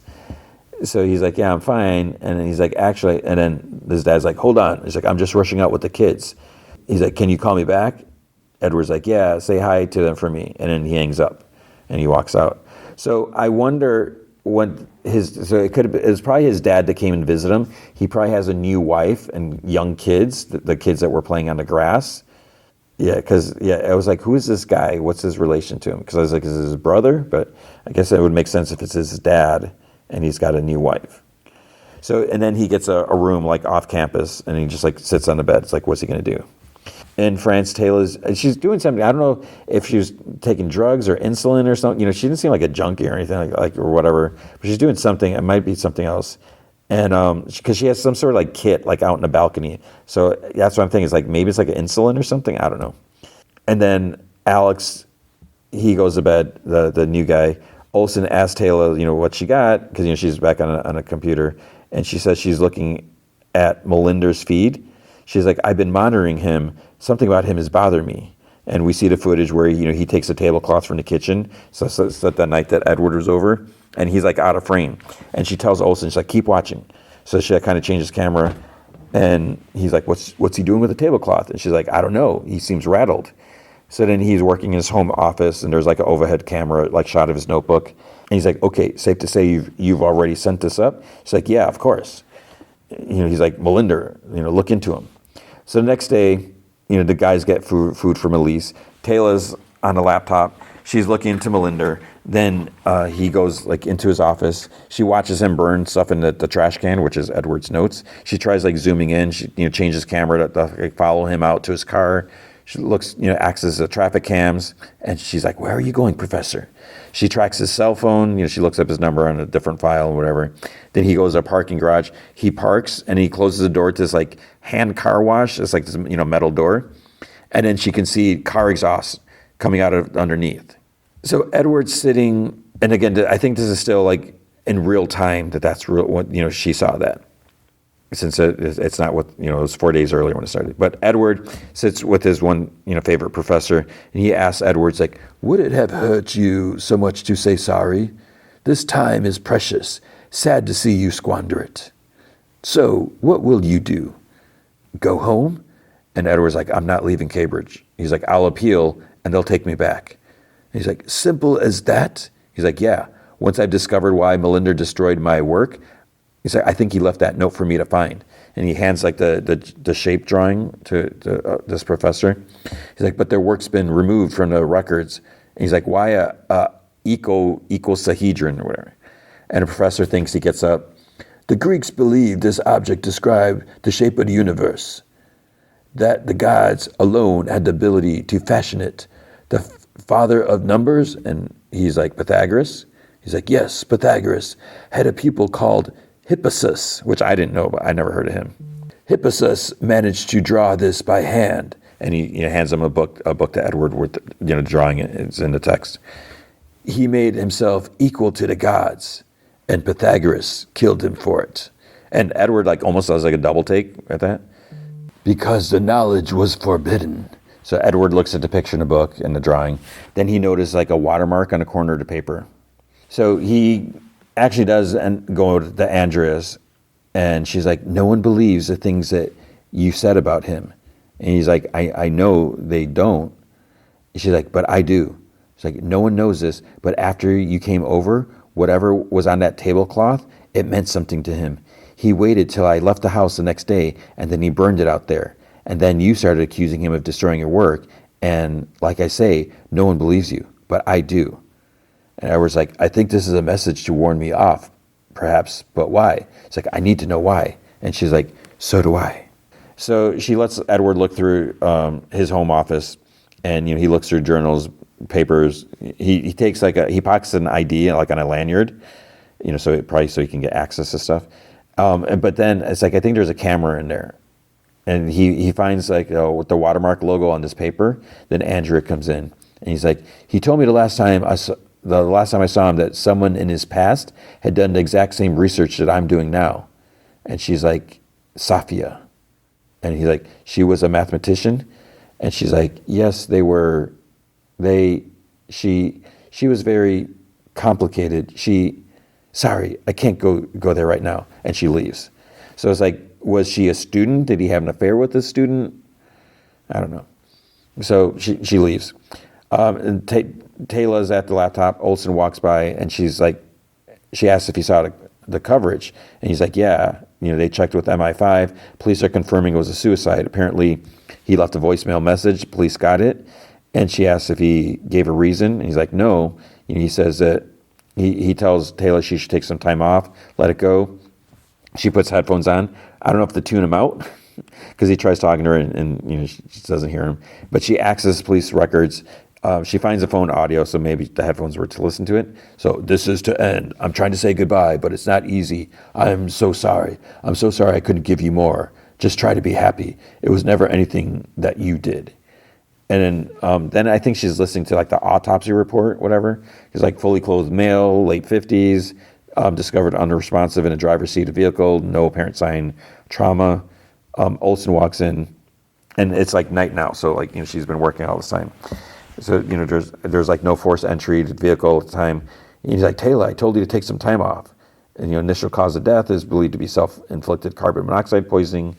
Then she sees the footage of Edward in his office, banging the garbage can against the wall.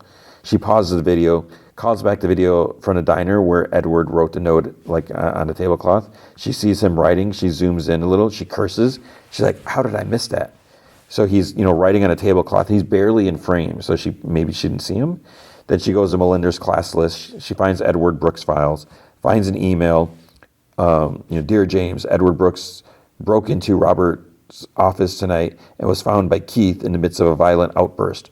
Edward is claiming that Robert stole his work before taking his own life. This is obviously very concerning behavior. I suggest a disciplinary hearing set for tomorrow morning. Florence. And she's like, we've been looking to the wrong person. And Olsen's like, what? And she's like, all this time we focus on Melinda, but it's not even his research. Something's not right here. So she types on a screen, she's like, urgent. Author of the work has been misidentified. Edward Brooks, not Robert Melinder. So then, as Edward's walking, I think someone's following him. So he goes to the Cambridge Library. He uses Richard's ID. He looks up Sophia. So she was in mathematics faculty, I think it was.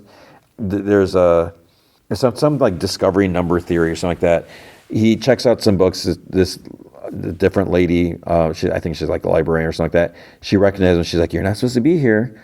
And he's like, I'm trying to get in touch with an ex-student. She graduated 30 years ago. Her name is Sophia.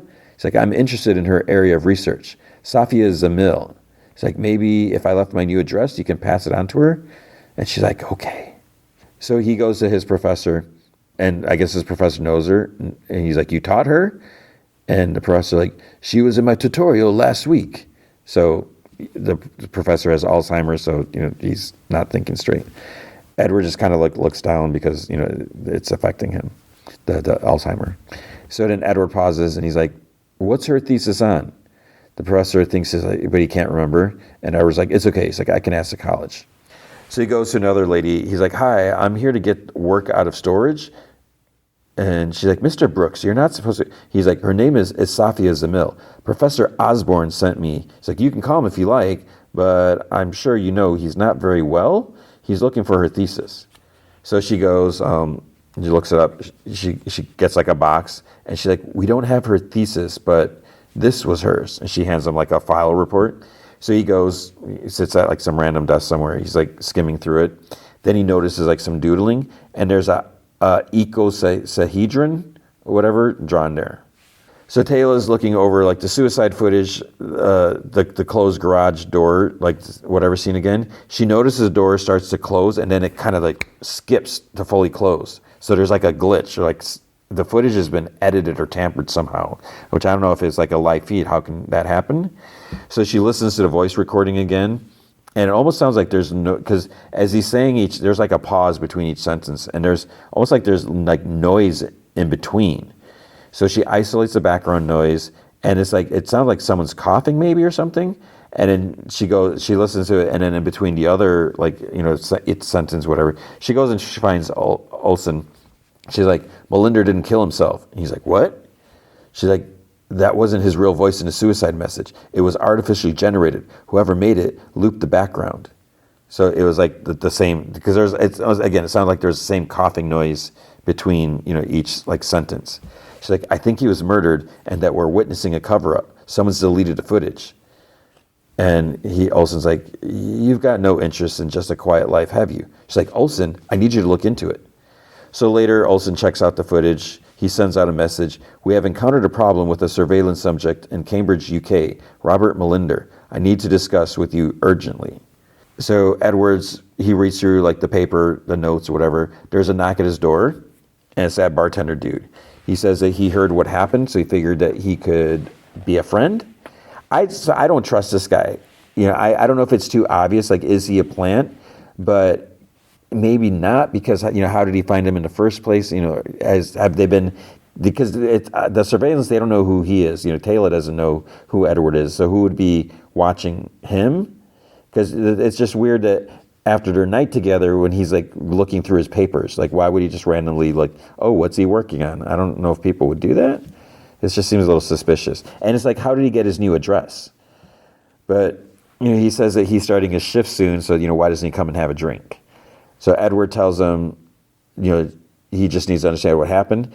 And the dude's like, sometimes it helps to say things out loud. And Edward's like, I don't know why I'm telling you this. He's like, okay, she was doing the same work that I'm doing now. Her and Molinder were close, and, he was in love with her, I think. So the guy's like, the Molinder who killed himself? And he's like, having destroyed my work. So the guy's like, your work into the prime numbers? He's like, okay, got it. Well, you've come to the right place. He's like, what's the prime number again? I was like, really? So like that right there. Do people really not know what a prime number is? Maybe, but it just almost seems like playing the fool too much. Like, oh, I have no idea what you're working on. What's a prime number? So Edward goes to the one first lady, asks if she's found anything about, the student he asked yesterday, Sophia Zamil. And she's like, oh, yes. He's like, we tracked her family. She's like, I'm sorry to tell you, she died 30 years ago. And he's like, what? And the lady's like, suicide. So, she committed suicide. Molinder committed suicide. So he's walking, and then I think he gets the feeling like he's being followed. And there's like a dog barking and maybe like footsteps, I don't know. So he runs to his apartment, he locks the door, he looks something up on his computer, like the Kaplan Institute or something like that. There's a knock at his door, and he's like, who is it? And we're like, Edward Brooks. What do you want? How do you know where I live?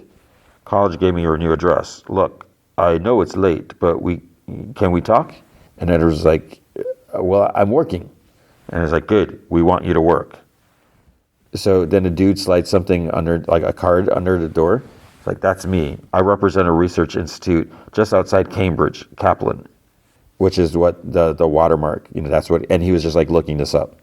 It's like, we're interested in developing your work, Edward. He's like, look, I can come back. I'll come back. So he looks out the window and he sees him like get into his car. So here's the thing, if what Taylor's doing, if they're trying to stop this thinking because it's dangerous, and then this guy wants him to do his work, so is the Kaplan Institute like the evil corporation? Are they the ones that, no, that doesn't make sense. They probably wouldn't get Melinder to kill himself because they want him to keep doing it. Olsen's sitting outside, out by the water, and Taylor comes up to him, asks what they said, and he kind of hesitates. He's like, they're not going to follow it up. And she's like, what? He's like, yeah, they think it's crazy. And your crazy idea has made me look crazy for believing it. She's like, so what are we supposed to do now? We can't just go back to our surveillance and act like nothing ever happened.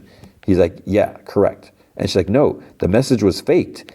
It was a professional job, Olsen, and now this student, Edward Brooks, is on the radar. He's like, Taylor, just don't. And she's like, Olsen, we were all hired to do a job, to identify academics whose work is potentially dangerous, okay? And what happens when we find out? What happens when we file a report that says someone is a risk? And Olsen's like, just don't make problems for me, okay? I like my job and I want to keep it. And she's like, no, we go to Fort Meade. We have to, or just you go and tell someone at the top. He's like, Taylor, no. And then he gets shot. There's like a silenced rifle or something like that. There's like blood on the brick, whatever, the stone behind him. Some got splattered in Taylor's face, and she's kind of like frozen for a split second. She gets up, she starts running. And so, because she looked at some houses like across the way, and then there's a guy on a motorcycle like approaching her, starts like shooting at her. So she turns direction and she dives into the water, which I guess is pretty smart. The guy keeps like shooting in the water, and then the sniper guy in the window, like some house, he keeps looking through his scope, and then he's like waiting for her to break the surface, because as soon as he does, he's probably gonna shoot her. So he's looking. That's the end of the second episode. So it's like, what is going on, and who killed Olsen? Is it the people they work for, or is it someone else? So it's just like, this is getting crazy. But I mean, I'm digging the show, and I need to watch that third episode now, like ASAP. Okay, then Harley Quinn, season 5, episode 3, Floronic Man, and I don't know what it was, or maybe I do know. I did not really like this episode so much, and I don't know if it was because there's a big focus on Clayface, and that might be it. I think maybe part of it because Clayface seems very selfish. And he's selfish and annoying, and like some of the stuff he does, it's just I don't care for it. I don't think it's cool. So I don't know. I think that might be the reason why I didn't care for it so much. But there's also like some stuff with Poison Ivy, and not so much stuff with Harley, which is fine. So Clayface, he's got like this acting gig in Metropolis. There's not a lot of people there, so there's a stage in the middle, and there's just like, groups of seats like on 4 sides, kind of like a square or whatever. And, and every once in a while people are like kind of coughing or sneezing, there's like, they're not, someone's like yawning. So he says that, this is the first in a series of one-man shows about iconic historical moments from the point of view of someone who was not there. So the first one is Pearl Harbor, from the perspective of like some guy from Sicily who died 20 years before Pearl Harbor happened. So he starts doing like this Italian accent. He's like, oh, what happened in 20 years from now? And so then he goes to the newsstand, he's waiting for a review of a show in a Daily Planet. And then the front page, freak accident kills professor. He's like, oh, guess he didn't, I didn't make the front page. And then he's like, they probably saved the best for last. So it said that his performance is as flawed as his Italian hate crime of an accent. And, it's like there's all this stuff. So he figures he has to confront the top brass at the Daily Planet, which is Perry White. So then at the Botany Research Center, the lab is dripping with like green ooze, and like Jason's body is like there. And some of like remains sort of peel away, and he sits up. And he's like, "This isn't over, Pamela." But then Ivy wakes up. It's a nightmare. She goes to the kitchen. Harley made some coffee. And then Harley's like, "When I asked you the other day, or when I asked you how your day was, you forgot to mention that you met your toxic ex and you murdered him." And she holds up the newspaper. So Ivy's like, she looks at it, because since it says freak accident kills professor, she's like, "They call me a freak accident?" Freak accident kills professor. So she tells Harley that she can explain. She's like, "So you killed Jason Woodrue in the same way he killed you?" She's like, "In the same way that he tried to kill me." So Harley like takes her coffee mug and pours it out and puts it in the dishwasher. Ivy's like, "I wasn't finished." And Harvey's like, "Oh, I didn't know because you didn't tell me." So she says that, she dealt with one of the most traumatic incidents in her past, and she didn't share it with her partner who loves her. And Ivy's like, "I didn't want you to worry." And Harvey says that, she loves to worry. And, she worries that her girlfriend, would tell her stuff that, so she can help her process it. And Ivy's like, "There's nothing to process." And Harley's like, "Well, how did you feel about killing him? Did you get closure? Did you vent your anger and tell me he's a piece of poop?" So Ivy says that, she's like, "My presentation for the Green Initiative is in an hour." She's like, "I got to go." At the Daily Planet, Perry White is yelling at Lois. He wants to know more about this dead professor. He keeps like interrupting her. And then he says something's fishy. And she's like, "That's what I've been saying." She's like, "I walked in and I said that." Then Clayface barges in. And he's like, "I demand a retraction." And Perry says that he heard the play was terrible, and he heard that it was worse than gout. He's like, he said it wasn't worse than gout, but pretty darn close. He's like, "And I know gout." And he just kind of turns away. And Clayface like, "That can't be the final word." So it's like, "You must go to tonight's performance and write an unbiased review." And Perry's like, "The only way you're getting a good review is like if you write it yourself." So Clayface is like, "That is brilliant." He grabs a computer monitor, smashes over Perry's head. So he's going to take Perry's place. Ha ha ha. Lois left, by the way. She wasn't there for that. So Ivy, she's talking to like a class or whatever, a presentation or Green Initiative. They still have a ways to go. So, she's talking about how to make Metropolis greener. Then she starts hearing like Floronic Man like saying like, "Oh, you don't know," or whatever, and like threatening her.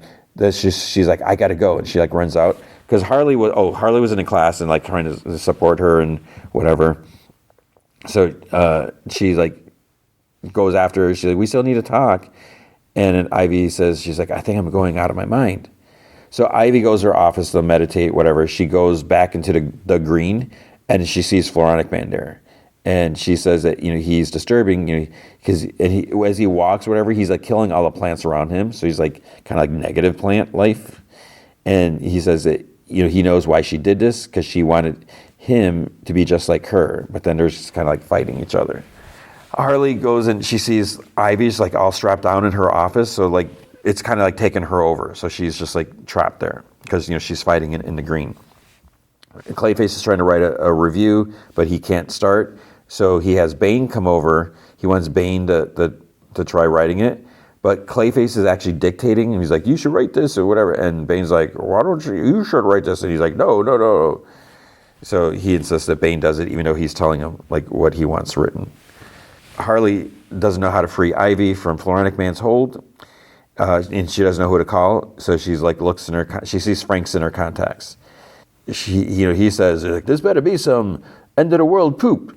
Then he sees Ivy on FaceTime, and he's like, "Why didn't you lead with that?" And he says that he knows something in the green is messing her up. So he flows back into the green so he can take a peek, and he sees her fighting Floronic Man. Frank returns to Harley what he saw, that there's a guy in there that looks like a tree, Jason something. Basically, she has to go find his mortal remains, which, it's probably still in the lab.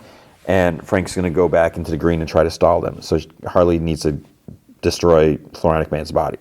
At the Daily Planet, Clayface, Perry, and Bane come in. He says that he has perhaps the finest piece he's ever read. He's like, "This Bane is the greatest investigative theater critic of our generation," and blah, blah, blah. It's like, I do not care about any of this.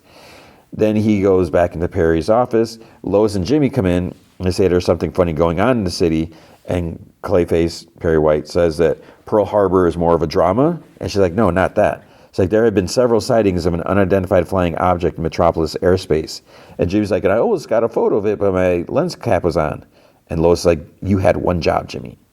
So she's like, people are also getting nightmares about a skull.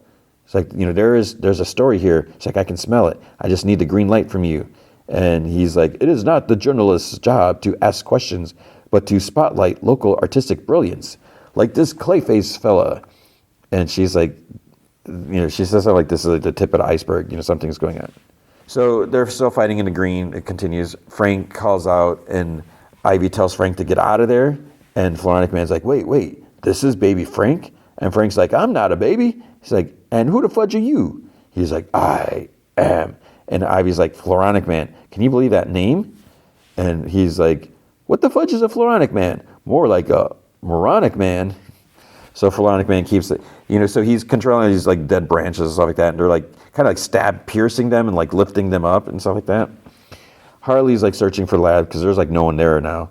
And then she finally finds it. She sees Floronic Man, Jason's body there. She gets like an electric like cutter thing, and she starts like chopping his body up. So in the green, he lets go of them. They like fall to the ground, and then he travels back to the lab. So she's like, she started chopping his body and stuff like that. Harley chops him up some more, and she's like, timber. She's like, I've always wanted, to say that.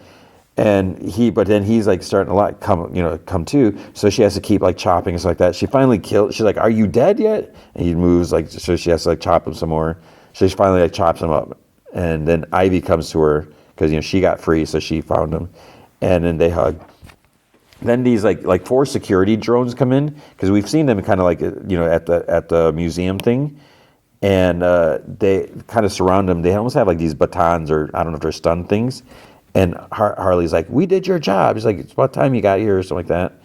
So the like weapons retract, but then they kind of scan them, and then they get teleported out of there. So they end up going onto Brainiac's ship, because we know it's Brainiac if you watch the trailer or whatever. And he has like some sort of pet or something like that. He's like, what are we going to do with them? And that's like basically the end of the episode. Then like during the credits, there's like stupid Clayface headlines. So it's like, who cares? So yeah, that was Harley Quinn. And as I'm watching this, I was just like, man, it doesn't seem like much is happening here. I was like, should I just skip this episode? But I feel like if I skip it, then I have to stop. But I was like, I can't do that. So that was Harley Quinn.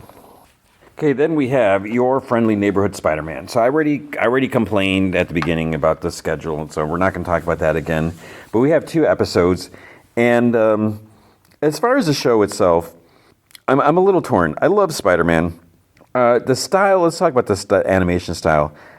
And this is where, I don't know, and maybe after watching a few more, I'll either appreciate it or not. What I do dig is, it's kind of, based off of Leonardo Romero's style. I think I'm like 98% sure, I'm 99% sure he did like the character designs. And I know I love his stuff. The thing is, the animation isn't fully. I think it's close to capturing his like true style. But of course, it's going to be a little different because you can't get it perfect, perfect match or whatever.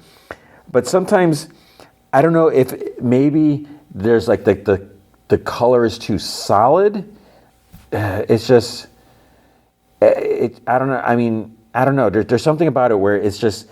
Not that it comes off as artificial, because there's just something about it that just it's like almost perfect, almost like not in a perfect, but what I would really dig. But there's just something that's off a little bit, that whatever.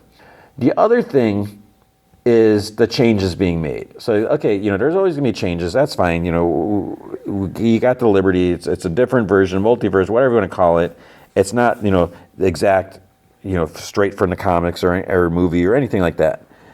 But it's obvious, and this, whether this is woke or not, it's obviously they are being more ethnically diverse. I mean, basically at school, it's like Peter Parker is the only white kid. And if he's in Queens or whatever, it makes sense. It's a melting pot. In New York City, there's going to be tons of different, races That makes sense. But what's weird is, we talked about it. Norman Osborn is now black, and it was what's his name, DeMeo, whatever, Bo DeMeo. He complained about turning, or casting black people as the villains, and because it's making the black man look bad or whatever. But I don't think that that's the case, because Norman Osborn is supposed to be a genius, and he is like basically the Tony Stark character. He's supposed to be mentoring Spider-Man. We can probably assume, or we don't know, that he's going to probably have evil intentions or something like that. But then the other thing, if Norman is black, that means Harry is black. So we got, more black characters, where in the comics you had two, three. You had Randy, you had Joe, and you had Glory Grant.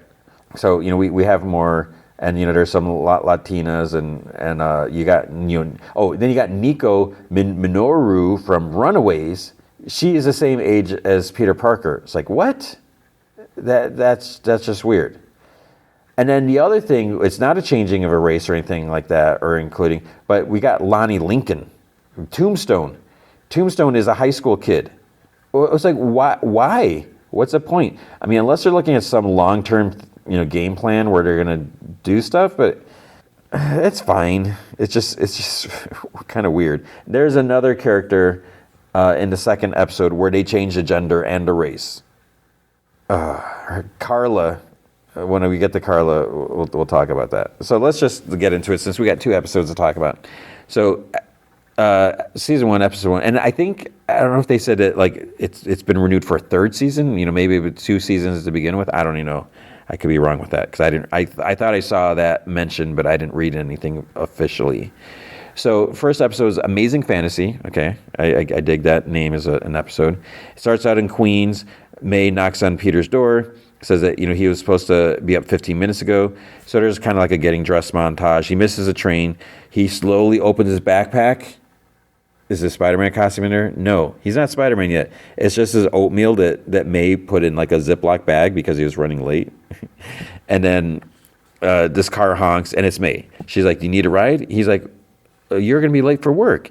And she says it's his first day, so if one of them is going to be late, that she'd rather it's her. But he has like high school orientation like that, and she's like, "Well, how excited are you?" And he's like, "Honestly, I'm waiting to hear that they sent the approval letter to the wrong Peter Parker." He's like, "I've wanted to go to Midtown for years. It's like their robotics program is supposed to be one of the best in the country." And so he says that he's excited, and it'll be nice to have something to distract them from everything else that's been going on. And she says something, it's like, "Oh, so you just want to play with robots?" Or and the distract themselves. He's obviously talking about. So that's the thing. He's talking about distract them from Ben not being there. Here's a big change. Ben is dead. Ben is gone. We're assuming he's dead. Ben is gone, but he's not Spider-Man. It's not Spider-Man's fault that Ben died, which is a huge change. So they pull up to the school, and Peter's like, "May, I just want to say thanks.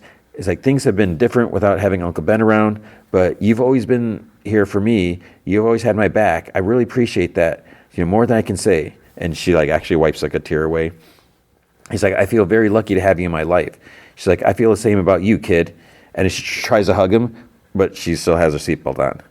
And he's like, "Well, I can help." And I think that's what she says. So she's like, "That's why you're going to fancy robot school," or something like that. So he thanks her again. She gets out, and then he says to himself outside the car, he's looking at school. He's like, "Peter, this is the first day of the rest of your life. No need to be nervous, just orientation for high school for geniuses." He's like, "How bad could it possibly go?" Then, right on cue, this green giant portal or something opens in the sky, and this like figure falls out, whoosh, smashes onto the ground like in front of school. It's kind of like black, like bluish black, whatever. It has sort of like mandibles and maybe like fur around its neck. So it's like, what is this thing? And it like roars. So May pulls Peter away. It moves towards like some students. One trips and is about to get slashed. But then these yellow beams wrap around it. So Doctor Strange is floating there. And it's like comic book Doctor Strange, like classic costume, yellow gloves with like sort of spots on them or whatever. Peter's like, "Oh my gosh, it's some kind of magical wizard guy." So I guess maybe he doesn't know who he is. Doctor Strange looks around. He's like, wait, where are we? He looks around. He sees a Midtown High Happy Orientation Day sign. He's like, oh no, we're not supposed to be here. But then the creature yanks him down because, he's like trying to keep it contained. Then giant claws form out of its back to strike at him. He creates like this mystical shield to block it, but it still like knocks him back like through to school. The creature smashes through the door after him, and then it looks like the building's like tsh, tsh, tsh, like rooms are getting smashed inside. There's a spider hanging on the edge of the portal, so it's like, is that the spider? Strange is pinned like against the floor. He's like under like a shield, mystical shield. The creature's like pounding on him. And then Strange kind of turns reality sideways, and this kid like slides, and he sends his cloak to catch it. He sends the creature outside into like a garbage truck. He makes another portal. He goes outside, and he gets like another magic rope ready. Then he's like, you got to be kidding me. So the creature's holding a garbage truck over his head, tosses the truck at him. He like turns invisible or intangible, and then it like passes through him into the school, smashes the school even where the school is getting trashed. He tries reversing things so that the truck will come back out, but the creature like jumps onto his back, and there's like more destruction. He throws him at the football field, and then the cloak catches him. More kids are running. One girl falls, which is Nico. The creature moves towards her, and then Peter runs and yells, and the creature turns him, and then Peter realizes this is probably not the best idea. So he says that he was going to say pick on someone your own size, but he realizes that it's actually a lot bigger up close. So it roars at him, and it's about to strike him, but then Strange binds it in place again. Doctor Strange starts doing like magic. Like he's got like a bunch of arms sticking out, like he did in Infinity Endgame, Infinity War, whatever. And he says something like, "Nice job, kid," and he floats them up through the portal. When the portal shuts, the spider's web is cut, and the spider falls. It lands on like Peter's backpack, crawls to his neck. Peter helps Nico up, and she says she's fine, but Midtown is another story. So she asks his name. He says, Peter Parker. She says that she's Nico Minoru. She extends her hand, but then the spider takes that moment to chomp into him, and he groans loudly. She's like, okay, rude. She's like, I didn't name myself. He tries to say something, but then he starts swaying. He falls over. So May runs over to him. He looks over, sees a spider on a backpack that gets lifted. So it's like, is the spider, was that supposed to be Miles Morales? Is it supposed to be Cindy Moon? Is the spider going to bite someone else? Then we get the intro. The intro, they do use the 60s Spider-Man song, but mixed in with a rap. The thing is like, I love it. I love hearing it, but it's almost like, are you using it? It's too easy to use it because it's got that classic and everyone's like, oh, I love this. And then, I don't know. So then it's a few months later. So May calls out to Peter. He's going to be late. He's like sleeping on a ceiling. So he gets ready, gets dressed. He has like web shooters, but his web shooters are like these big, like almost like a fire extinguisher tanks or something like that with these big hoses that come out of it. So it's not very slick. He needs to work on that. He still puts on his glasses, so I guess he still needs them. So, he has spider powers, but he hasn't like bulked up or anything like that. He still looks the same. He heads to the train. He gets hit by a cab in the sidewalk. He's like, I'm okay. Then he gets there. The doors are closing, and he's too late. He's like, all right, plan B. Opens up his backpack. There's a mask in there. But it's just like a red mask with goggles. He said that he was hoping to avoid getting too sweaty before school, but it's better than being late. So if you've seen the trailer or any images like that, I do not like this look for him. He's got the red costume. He's wearing like a hockey jersey with like a spider on it. And it's just, I don't know. So he swings past a train. He says himself he's making pretty good time. He might actually be early for once. And then, help!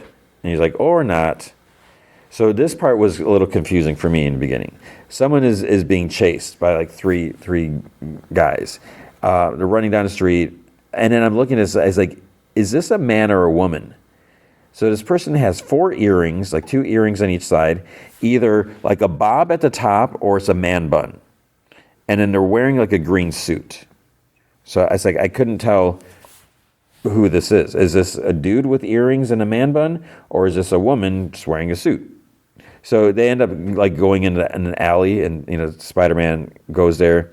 So like one of the punks like, this freak just bought you a couple more seconds. So they want some money, and the person they're chasing says they don't have any. But then one of the guys like, Stevie, get this clown on live, and the other's like, already on it. So he's like recording them, live streaming. The third one has a brick in his hand. They make fun of Spidey's suit, and they call it like a dumbass costume. And Spider-Man asks the victim, he's like, is my suit that bad? And the victim's like, eh. He's like, ouch. So then he's like, where's hurt, man? And the other guy, he's like, well, that's what bricks do. He starts to attack him, moves forward. Spider-Man dodges. He kicks the brick out of his hand, but then he snags it with his web, pulls it back, smashes on the guy's head. And they're like, oh. And the camera's guy's like, oh, the chart's blowing up, because people are watching this, are loving this live stream. And Spider-Man's like, sorry. The lead guy actually looks kind of nerdy himself, but he punches Stevie in the shoulder. He's like, stop recording. He's like, you moron. So then he goes to Spidey. He swings, he misses. He kicks, he misses. And then the kid with the phone starts live streaming some more. The victim is filming too. So then Spidey takes out the lead guy, and then he also like webs the door, opens it because Stevie tries to run away. He runs into the door. He's out. So then Spidey grabs the phone, and he's like, oh, hey guys, like Spider-Man here. When the police get here, could you tell them the webbing should wear off in an hour or so? Don't forget to not like and subscribe, because they said to like and subscribe before. And then the victim's like, man, you saved me twice. First my life, then my face. Like, thank you, dude. And Spider-Man's like, yeah, oh yeah, totally, anytime. Well, I mean, don't make a habit of playing in traffic. He's like, you know what I mean. So then the person's like, how can I thank you? Like I told those guys, I don't really carry cash, but I mean, do you have Venmo? And Spider-Man's like, don't worry about it, citizen. So it turns out this is Harry Osborn, that I couldn't tell who it was. So the Spider-Man's like, don't worry about it, Harry, because he introduced himself. So again, this Harry Osborn. He's like, just consider it a good deed from your friendly neighborhood Spider-Man. He's like, that's me, by the way. I'm Spider-Man. I'm also late. I gotta go. See ya. So now he's going to Rockford Bales High School. So math class, teacher, they're solving rational inequalities. Peter tries sneaking in during the lecture, and while the teacher has her back turned, he sighs in relief because he makes it to a seat. And then the teacher calls out, nice of you to join us, Mr. Parker. See me after class. And his kids laugh at him. So then he gets startled by his locker because Nico's there. He closes the door, and she's just right there in his face. So she says she can't believe he was late again. He turns bumping into a couple of girls. One starts yelling at him to watch it. The other girl's like, Emma, it's fine. So the one he bumps into, her name's Pearl. Peter starts looking at at Pearl, the one he bumped into. He kind of gets googly eyes, because there's some hearts, there's fuzzy vision and stuff like that. So he apologizes. He's like, oh, I didn't see you there. So again, this is a very ethnically diverse school, which whatever, right? Don't make a big deal out of it. So she says, she's talking to Peter and Nico. It's like, oh, Petey's always been a bit clumsy, but she's taller than Peter too. So after she leaves, he droops down onto the floor in embarrassment. Nico gives him a hard time, about getting embarrassed in front of his childhood crush, and it's not even lunch yet. She's like, this is gonna be a great day. He's like, it's not just my childhood crush. He's like, we have history. She's like, she used to live in my building. When my aunt and uncle would go out, they'd ask Pearl to come over to hang out and make sure that he ate dinner, didn't stay up too late. And Nico's like, Peter, was she your babysitter? He's like, no, I was 11 and a half, and she was 14. We were just hanging out. Nico's like, did they pay her? Yes, they paid her. And Nico laughs. He's like, the point is, she still thinks of me as a kid. She's never going to want to date me if she still looks at me like little Petey Parker from down the hall. And Nico's like, don't count yourself out, Pete. Crazier things have happened. I mean, I once knew a guy who still had a babysitter at 12. He's like, I was 11 and a half. So she's like, she's never going to know how you feel unless you tell her. You should ask her out. I mean, a girl like Pearl isn't going to be on the market forever. He's like, you're right. I should. What have I got to lose? I'm going to do it right now, or maybe after school, the end of the week. She's like, I'd do it soon. Who knows, who else is thinking about asking her out? And she walks away. And he's like, haha, very funny. You are joking, right, Nico? So I don't know if Nico likes her. I don't know if it could be. I think Nico's bisexual, right? She was in the show. I think she was in the comics, yeah. In history class, Peter's like doodling like Spider-Man costume ideas. He's really good. Looks just like Spider-Man from the comics. He gets distracted by police cars and sirens driving by outside. Then he asks if he can go to the bathroom. So there's a car chase. Cops get blocked by cross traffic. Spider-Man manages to snag the van with his webs, but he only pulls off the bumper. And I guess the impact of that, or the jerk or whatever, knocked the driver out. So the other guy's trying to steer from the passenger seat, and they're heading towards like a bus. And Spider-Man goes out in front of him, gets between the bus and the van, and he manages to stop the van. People applaud. More police come. People are taking pictures on their phones. And he's like, all in a day's work. And he takes off, tells himself that if he can stop a truck, he can ask out the girl of his dreams. So then it's like after school. Pearl is standing outside by the bleachers and scrolling through her phone. He's like, okay, it's now or never. He walks towards her, but then gets grabbed by Nico. He's like, I finally got the nerve in. And she's like, yeah, sorry, Pete. Someone beat you to it. And then this football player walks up to her, and then they hug. And Peter's like, then later, he's like, I still can't believe Pearl is dating Lonnie Lincoln. And Nico's like, really? Because you've been complaining about it for a week. So actually a week has gone by. He's like, I don't get it. Besides being the captain of the football team, what does he have that I don't? And she's like, let's see. He's got muscles, popularity. Pearl, since he asked her out and you didn't. And his teacher, Mr. Taylor, comes in. He's like, okay, good afternoon, class. We're going to be splitting into pairs for some upcoming projects. Normally, I would assign you partners, but since this will be for the foreseeable future, I'll allow you to pair up as you see fit. And Peter gasps. He's like, are you thinking what I'm thinking? And Nico's like, yep, let's team up so you can do most of the work. He's like, close. I was thinking that this is my chance to ask Pearl to be my lab partner. If she says yes, I'll be able to show her that I'm not just some kid that she'll totally... And then Lonnie's like, yo, Mr. Taylor, can I work with Peter Parker? And Peter's like, what? And Mr. Taylor's like, oh, yeah, sure, Lincoln and Parker. And then he like chuckles to Nico. He's like, what the heck was that? And she's like, maybe he wants you to do all the work. Smart guy. And Peter's like, great. Now I get to carry the workload for Pearl's boyfriend. So then they're doing some stuff. Peter starts explaining the process to Lonnie, and he finishes like the sentence, and Peter's like shocked because he knew. So he's like, oh, sorry. Well, I didn't mean to assume. And Lonnie's like, oh, it's fine. Everyone does it. He's like, I just want to make sure I can learn as much as possible while I'm here. He's like, that way, that's why he wanted to partner up with him. And Peter's like, what? Why? And he's like, Pearl said you were a smart dude. And Peter's like, she said that?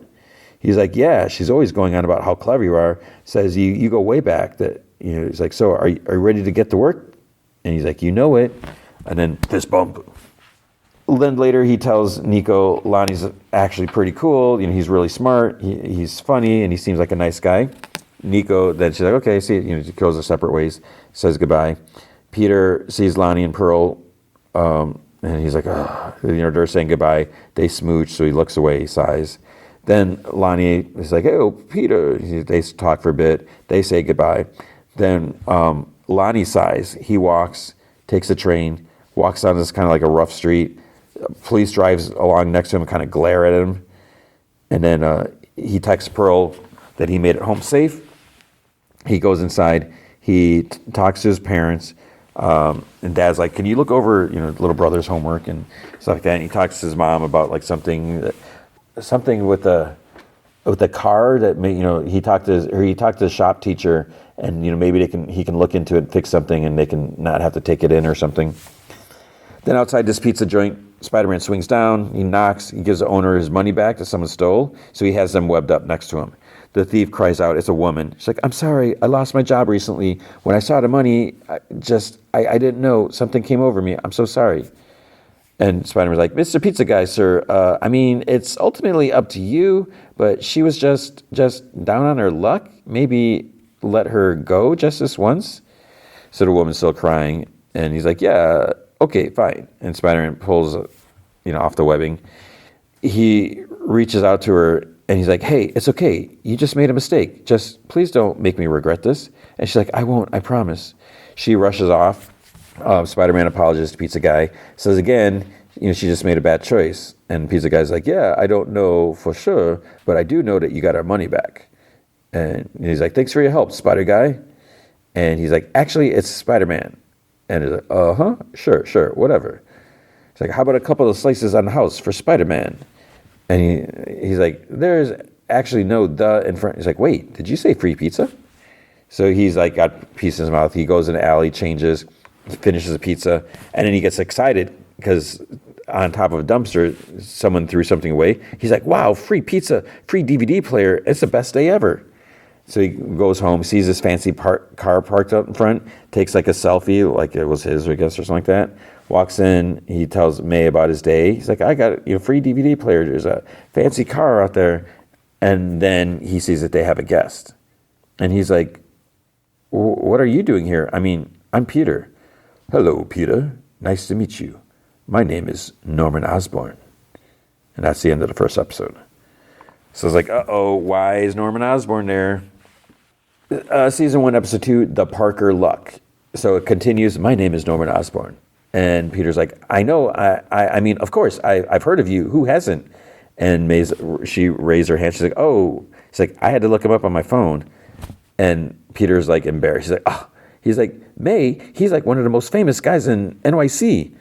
And Norman chuckles. He's like, well, it's not a competition, but yes, I'd say I'm up there. And May's like, I thought I recognized your face, but Peter, you know how I am with names. He like groans. He's like, I'm sorry about that, Mr. Osborn, sir. But why exactly are you here? He's like, well, I'd call it outreach, Peter. I've been doing research with local schools, taking a look at available academic records, and I found yours over at Bales High. Now, needless to say, I was very impressed. And Peter's like, oh, wow, really? But I'm only a freshman, and I wasn't even supposed to be at that school, I'm sure that's true for a lot of ex-Midtown hopefuls. You had to adapt, and you did. You're already excelling at advanced junior and senior level science courses. That shows promise, and I want that promise working with me at Oscorp. And Peter's like, cool. And he like chuckles. I'm offering you an exclusive internship, Peter. Cool. Wait.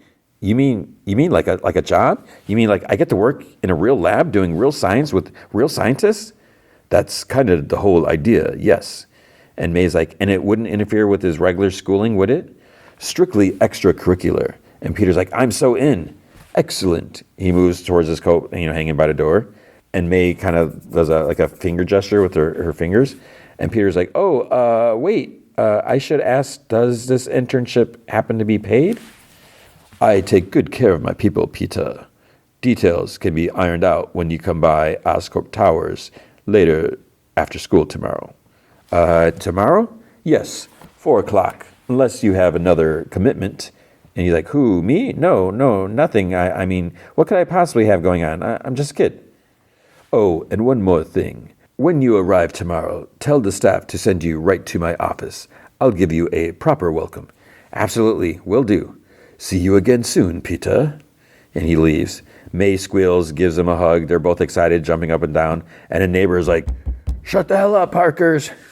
So a spider busts a guy on a rooftop. He's taking pictures of a lady entering like alarm code to her building when she's leaving for work. Then he like swings off to school. Kids in the hall are like cawing, like, caw. And Lonnie tells them that it's not as weird as it looks because they're the Ravens. He's like, it's not as weird as it looks. He's like, okay, maybe it is. So he introduces them to the team, which is weird that, there's no Flash Thompson, no one to bully him. So then he introduces him, so the coach also. Peter asks if there's a big game today or something. And Lonnie's like, nah. He's like, we do this instead of practice. And he's like, I'm messing with you. Yeah, it's game day. He's like, you should come and watch after school. And he's like, oh, maybe I could stop by for like a second, but I actually start this new internship thing today. And Lonnie's like, damn, for real? Then you should be the one getting a good look, not us. So he grabs a trophy from his teammate. He's like, rub the championship trophy. And he's like, it's wet? Lonnie chuckles. He's like, yeah, Mike's got sweaty hands. Gross. He's like, that's why he always fumbles. And then they start chanting, Peter, Peter, Peter. He holds up the trophy, and he's like, Peter, Peter, Peter. And then his teacher's like standing in the hall, And she just doesn't look too happy. He's like, I got to go. At the game, Peter's sitting with Nico. She says that she's happy, but she has to say gross. She's like, you're seriously going to work for Norman Osborn? Nobody gets as scary rich as that guy without doing some shady stuff along the way. And he's like, you don't know that. He seemed nice when I talked to him. And she's like, of course he seemed that way. But grab a shovel and dig in his backyard, and I'm sure you'll find skeletons right next to his underground bunker filled with gold and plutonium. So he's like, well, still, it's like, it's my chance to get my hands on some really cool tech. He's like, next-gen robotics, even better than the stuff that they were supposed to have at Midtown. And then Pearl comes up, congratulates him. She's like, oh, I didn't mean to eavesdrop, but a job at Oscorp? And she's like, May's got to be proud. And he's like, yeah, she is, totally. She says, I'm really grown up. And Nico's like, yeah, she even lets you stay home by yourself now. Pearl chuckles. And she asks, like, when does he start? And he looks at his phone. And he's like, right now. It's like, I should probably head over. Then annoying Nico, like, shoves him back down. She's like, come on, dude. It's like, the game just started. And so it's like, she hasn't even been watching the game. But Lonnie scores a touchdown. Peter's like, I think I have a feeling I know how this game is going to end. So, and he doesn't want to be late his first day. But it's like, Nico does, that's like, that is just so ridiculous. This guy at the front desk tells him, he's like, you're late. Peter's like, how am I late? I'm 2 minutes early. He's like, you're supposed to be here 15 minutes early so we could take your ID photo. And Peter's like, nobody told me. And he's like, please sign in. There's a video of like Norman Osborn on the screen, like, we're going to do this, change the world, or whatever. And Peter's like, asks the dude, he's like, where's his office? He's like, Mr. Osborn told me to see him as soon as I got here. And he like scoffs. He's like, sure, kid. And Peter's like, no, really, he did. And he's like, don't move, face forward. Peter's face like scrunches up because there's a bright light. And that's what the ID printed out, of course. So he asks if they have time for a redo. And the guy's like, tells him to report to the lab on floor 17. So he gets there. There's like three other people in the lab room. There's Asha from Wakanda. She like introduces herself. She points out there's Amadeus from the Lower East Side. So it's Amadeus Cho. And then there's Jean from Long Island. I'm not sure who she's supposed to be, if she's anyone. And she says that they're each from, Peter's like, I'm from Queens. So Asha says that they're all from different areas. So she's like, this might be our destiny or something like that. And Amadeus is like a big jerk. He's like, well, someone should have told Peter so he'd be on time. And he's like, but then he says to Peter, he's like, you can call me Dr. Cho. He's like, oh, sorry, sir. He's like, I didn't know, whatever. I'll get here, whatever. I'll do better. Then this older guy comes in like hunched over, grumpy. He's like, I didn't ask for any interns, and Mr. Osborn saddled me with 4. So he's Dr. Whitman. He says that he'll be overseeing them. Then Peter whispers to Amadeus, he's like, I thought you were in charge. He's like, I am. They just don't know it yet. And that's the other thing is like Amadeus Cho, wasn't he like shorter? And it's like, he doesn't seem that small. So Whitman's like, you may be geniuses back at whatever daycare you study at, but in my lab, your squishy little brains will be juice for all they're worth. And Peter raises his hand. Why are you raising your hand? He's like, well, I have a question. Then ask it with your mouth. Right. Well, Mr. Osborn told me to come see him when I got here today, so I was wondering when a good time to do that would be, and also wondering where he is. They all kind of stare at him. And Amadeus is like, ha ha. He's like, gotta love it. First day, and Pete's already gunning to be the CTO of the whole company, huh? He's like, talk about a go-getter. And then Peter softly's like, why does everyone think I'm joking? Whitman's like, enough. Time to see how you hold up in a real laboratory environment. He gives each of them a directive, like, solve this equation on the board, do, whatever. He tells Peter to look at like a microscope or something like that. So he says how they perform will determine what division at Oscorp their intellect will be best applied to. So Amadeus gets selected for robotics, which is what Peter wanted, whatever. I forget what the other ones did. Whitman says, like, Peter's up, and he lets Dr. Connors introduce herself. So Kurt Connors is a woman, is a black woman. And so instead of Kurt, so she's Carla Connors. Okay, I guess there's no other women doctors in the comics. So she says that they're doing energy research division. They'll be working on trying to create a new self-sustaining battery of sorts. And he's like, you mean like a Stark arc reactor? And she's like, exactly like that, except not like that because it's patented. Or he patented that. So they work for a bit and all this stuff like that. Then it's like almost 5. Nico texts, you free? So Carla says that they can regroup in 15. He calls Nico, and she says that they won the football game. And so Peter's like, how many homers did Lonnie slam dunk? And she's like, wow, there's a lot to unpack there. She's like, oh, and so she's talking. Lonnie yells at her phone. He's like, is that Pete? And he's like, I better see you tonight. He's like, you're my good luck chum now. He's like, no more sweaty trophy. So Nico tells Peter they got invited to a party. So he's surprised. He's like, wait, are we suddenly becoming cool? And she's like, I've always been cool. But she's like, but, I'm not really in the mood to go without him if he's stuck at work. He's like, no, we're about to wrap up. He's like, we have our final whatever thing. He's like, text me the address and I'll meet you there. And then he sees the other people talking, like in a kind of break room, whatever. One starts flipping through like stuff on the TV, and Peter's like, stop right there, because it's like the news. They're like, it's just the news, but there's like this big fire, and he's like, I like fire, and her like, what? Like I think it's Asha. She's after he leaves, he's like, I think we need to hide the matches. So he awkwardly excuses himself, whatever, and he didn't say anything to Carla because he had 15 minutes, like a 15-minute break, and he's gonna go to this fire.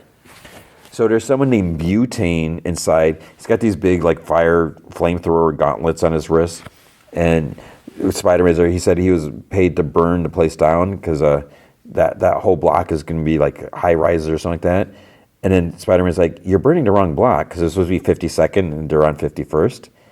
So he's like, oh, whatever. And he just keeps like burning everything like that. Spider-Man ends up kicking him. He goes flying out the window, he unintentionally. But he flies into like a pet store. So Spider-Man goes in a pet store. He apologizes, but Butane's still like trying to burn him and flame stuff. But there's all these animals in there. And there's like this corgi or something like that. Spider-Man has to pick it up and carry it. He manages to finally knock him out because there's like a big fish tank and he like pulls it and it falls on top of him. But then there's like fish like flopping around, so he has to save them. And he notices like this logo on the guy's gauntlet. I couldn't tell what it was. I'm wondering if it's like Oscorp design, but that would be, why would you put that on flamethrower gauntlets? That would seem like a bad idea, but whatever. And then he gets a text from Dr. Connors, like, where are you? So Whitman yells at Connors asking, where's Parker? And she makes some excuse that she sent him the supplies. He walks in, he's like, sorry. He's like, there was a big line at the bathroom. And Whitman, he says, he's like, where, if he went to the staff room, where's the supplies? So he yells at him. He's like, this is a secure building. He's like, you can't just walk around wherever you want. And then the front desk guy comes in, says that Mr. Osborn would like a word. And Whitman's like, I'm busy. He's like, tell him what. And the front desk guy is like, no, I was talking to him. And he points to Peter. So all the interns do go, oh, ho, ho, ooh. And Whitman even like chuckles. Connor apologizes, and the interns like offered her condolences. So this is probably, he's going to get booted out of there. So at a party, Nico's standing alone. She keeps looking at her phone. So I guess she doesn't have a single other friend. And she said that she was already cool, but I don't know. Peter's like taken by an elevator. He goes to another floor. As he's walking down, the guy's just like, okay, I guess go down this way. He sees this picture of Osborn and Captain America on the wall. He sighs. He reaches for the door to the office. He gets a text from Nico. She's like, I guess you got busy. She's like, I'm bailing on a party. I'll talk to you later. And then he goes in, starts to apologize to Osborn about messing up. He's like, I messed up so many times today. He's like, I wish I could explain it. He's like, I can do better. He's like, give me another chance. He's like, please, don't fire me. And then Norman's like, so he turns this computer monitor around, and there's a shot of Spider-Man in the stairwell when he like left it to go to the fire, putting on his costume. So then Norman's like, you're Spider-Man. And that's the end of the episode. So it's like, I guess, does he not have spider sense? Does it not work that great? Or is Norman really a good guy and it doesn't matter if he knows? I don't know. I mean, I'm going to assume that he's still like developing, the fact that he doesn't have any muscles of any sort, or he doesn't look like it, and he's so short. So I'm going to assume that, things are going to develop or whatever. And because, obviously he's got to get better web shooters. So we'll see. So it's good. And again, going along with like, oh, this is so different, but that's fine. And Yeah, I was like talking to a student about that because the student said that they didn't like the art so much or whatever, the animation. I was like, well, you can't just have the same thing all the time. And they're like, but I like Spider-Verse. I was like, oh, I was like, yeah, but you can't just do, if it was like Spider-Verse, then, there'd be like no episodes because it would take so long. So it's off to a good start. I wish there weren't so many episodes, at once, because I don't know, I feel like, yeah, because how long is it going to be till season 2 is the thing. Whatever. I know I got to let that go. And because I'm going to be, I'll tell you right now, there is no way I'm going to be able to get through 3 episodes next week. I don't think it's going to be possible. So I'm going to get behind. But I guess that's just how it goes. Okay, and now the movie feature is Companion. So this is written and directed by Drew Hancock. So the movie has Sophie Thatcher, has Jack Quaid, it has a Lucas Gage, which I just looked him up, and he was like in White Lotus, which I don't really remember. I don't know if I've seen that one, but he was also he was in Smile 2, which someone else was in Smile 2, but he was the Cat King in Dead Boy Detective. So even though I watched like 2 episodes, I was like, I think that's where I recognize him from. I like the movie. Let's just say that. I want to get that out of the way. I really enjoyed it. It's 97 minutes.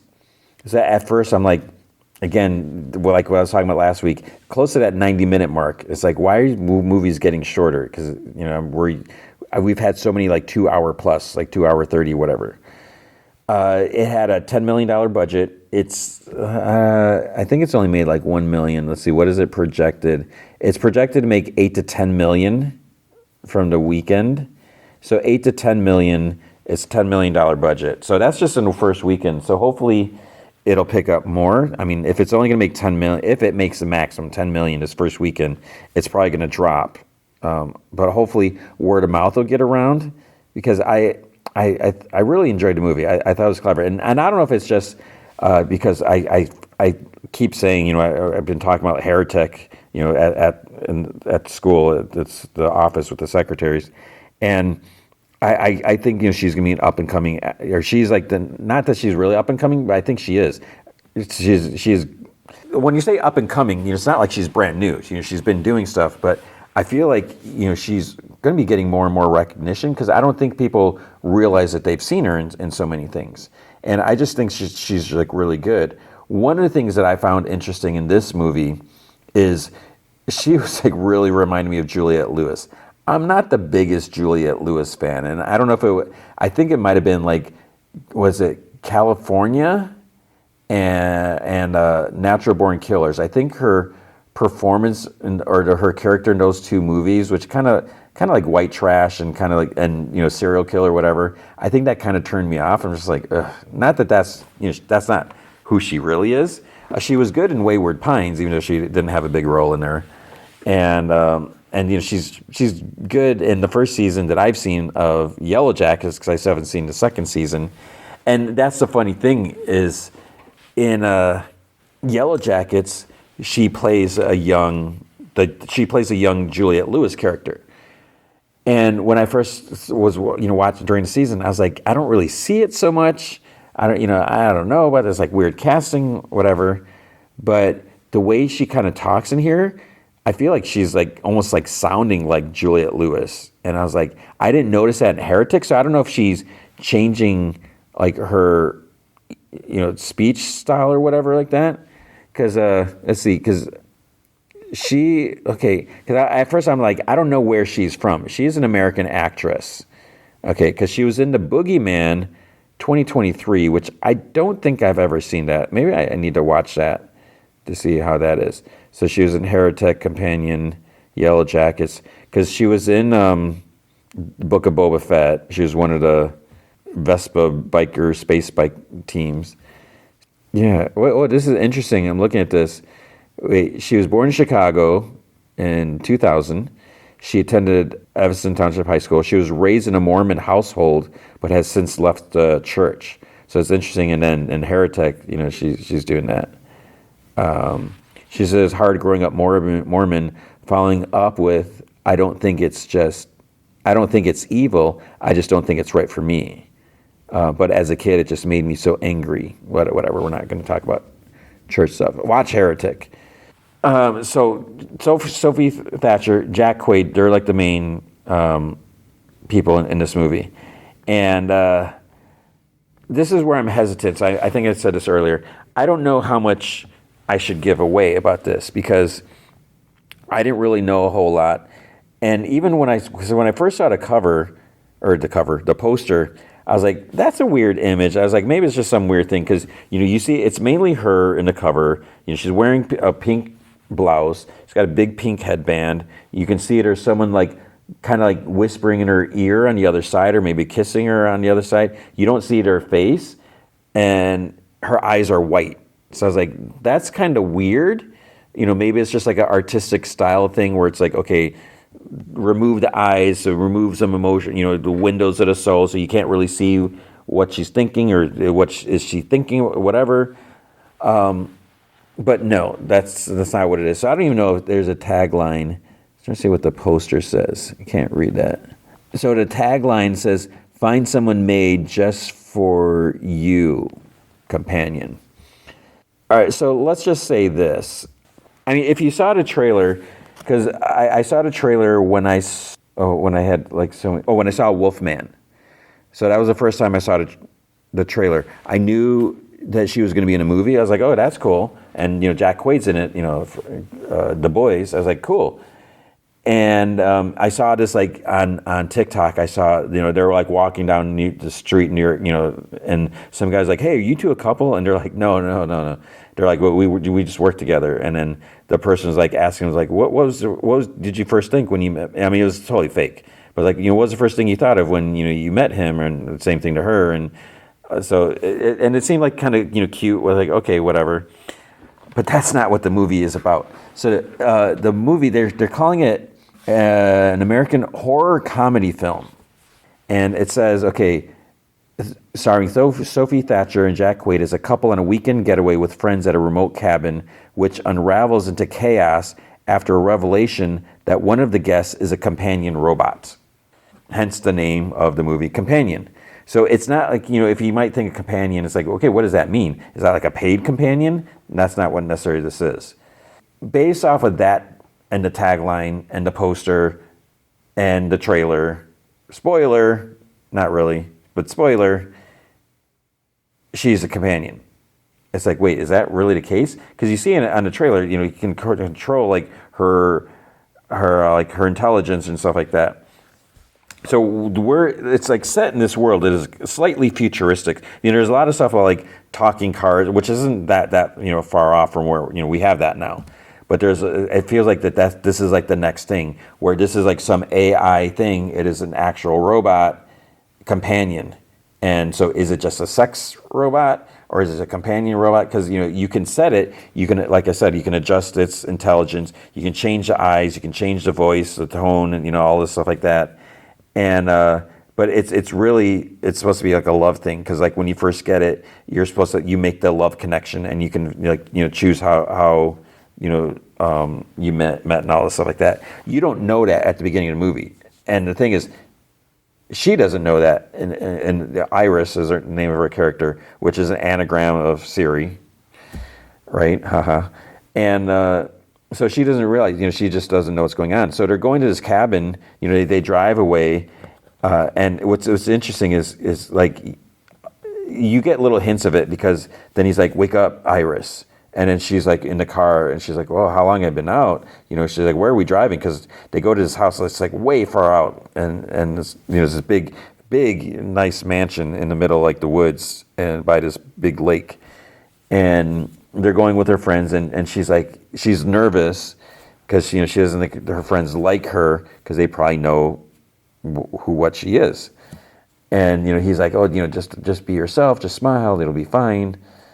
And so forth. But then things get dark. I mean, there's stuff going on, and I really don't want to spoil things because it's almost like, I mean, there's hints of what happened. There's like the way it kind of starts off where it kind of says like, and then this happens at the end, basically. So you know where it's going to end up, but you don't know how it's going to get there, and so that's why it's okay.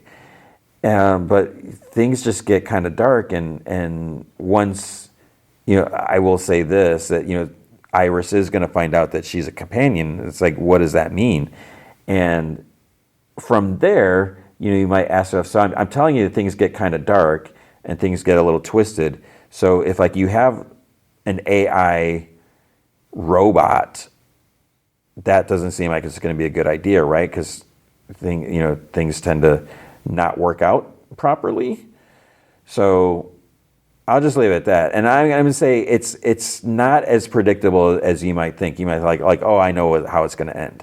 It's like, no, it's pretty clever, and that it is, even though we've seen AI movie robot stuff, in the past, it does feel original. And when you look at so many of the movies that we have are franchise, sequel, reboot, remake. This isn't that. This is an original movie. It's an original idea, even though it's taken a concept that we may have seen before. But the way they present it, and the fact that it is a love story, it's kind of a horror story. It's like, I would say it's like a dark comedy.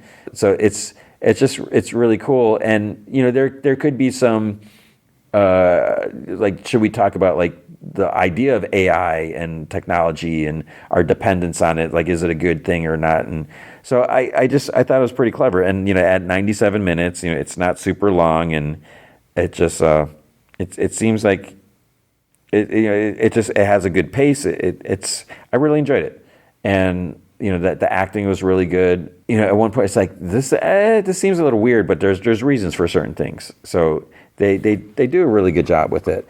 What I didn't mention, I realized, because I usually start off with this, but I guess I didn't this time. The Rotten Tomato, as of now, it is a 93% critics. So the critics really dug this. Audience, now, it seems like a lot of times when the critics are really high, the audience is low. It's like they're rarely, whatever. They're not the same. The audience is a 92. So they're almost the same. So people are really digging it, which this is great. And I'm not going to go through this. But I mean, we have the different things.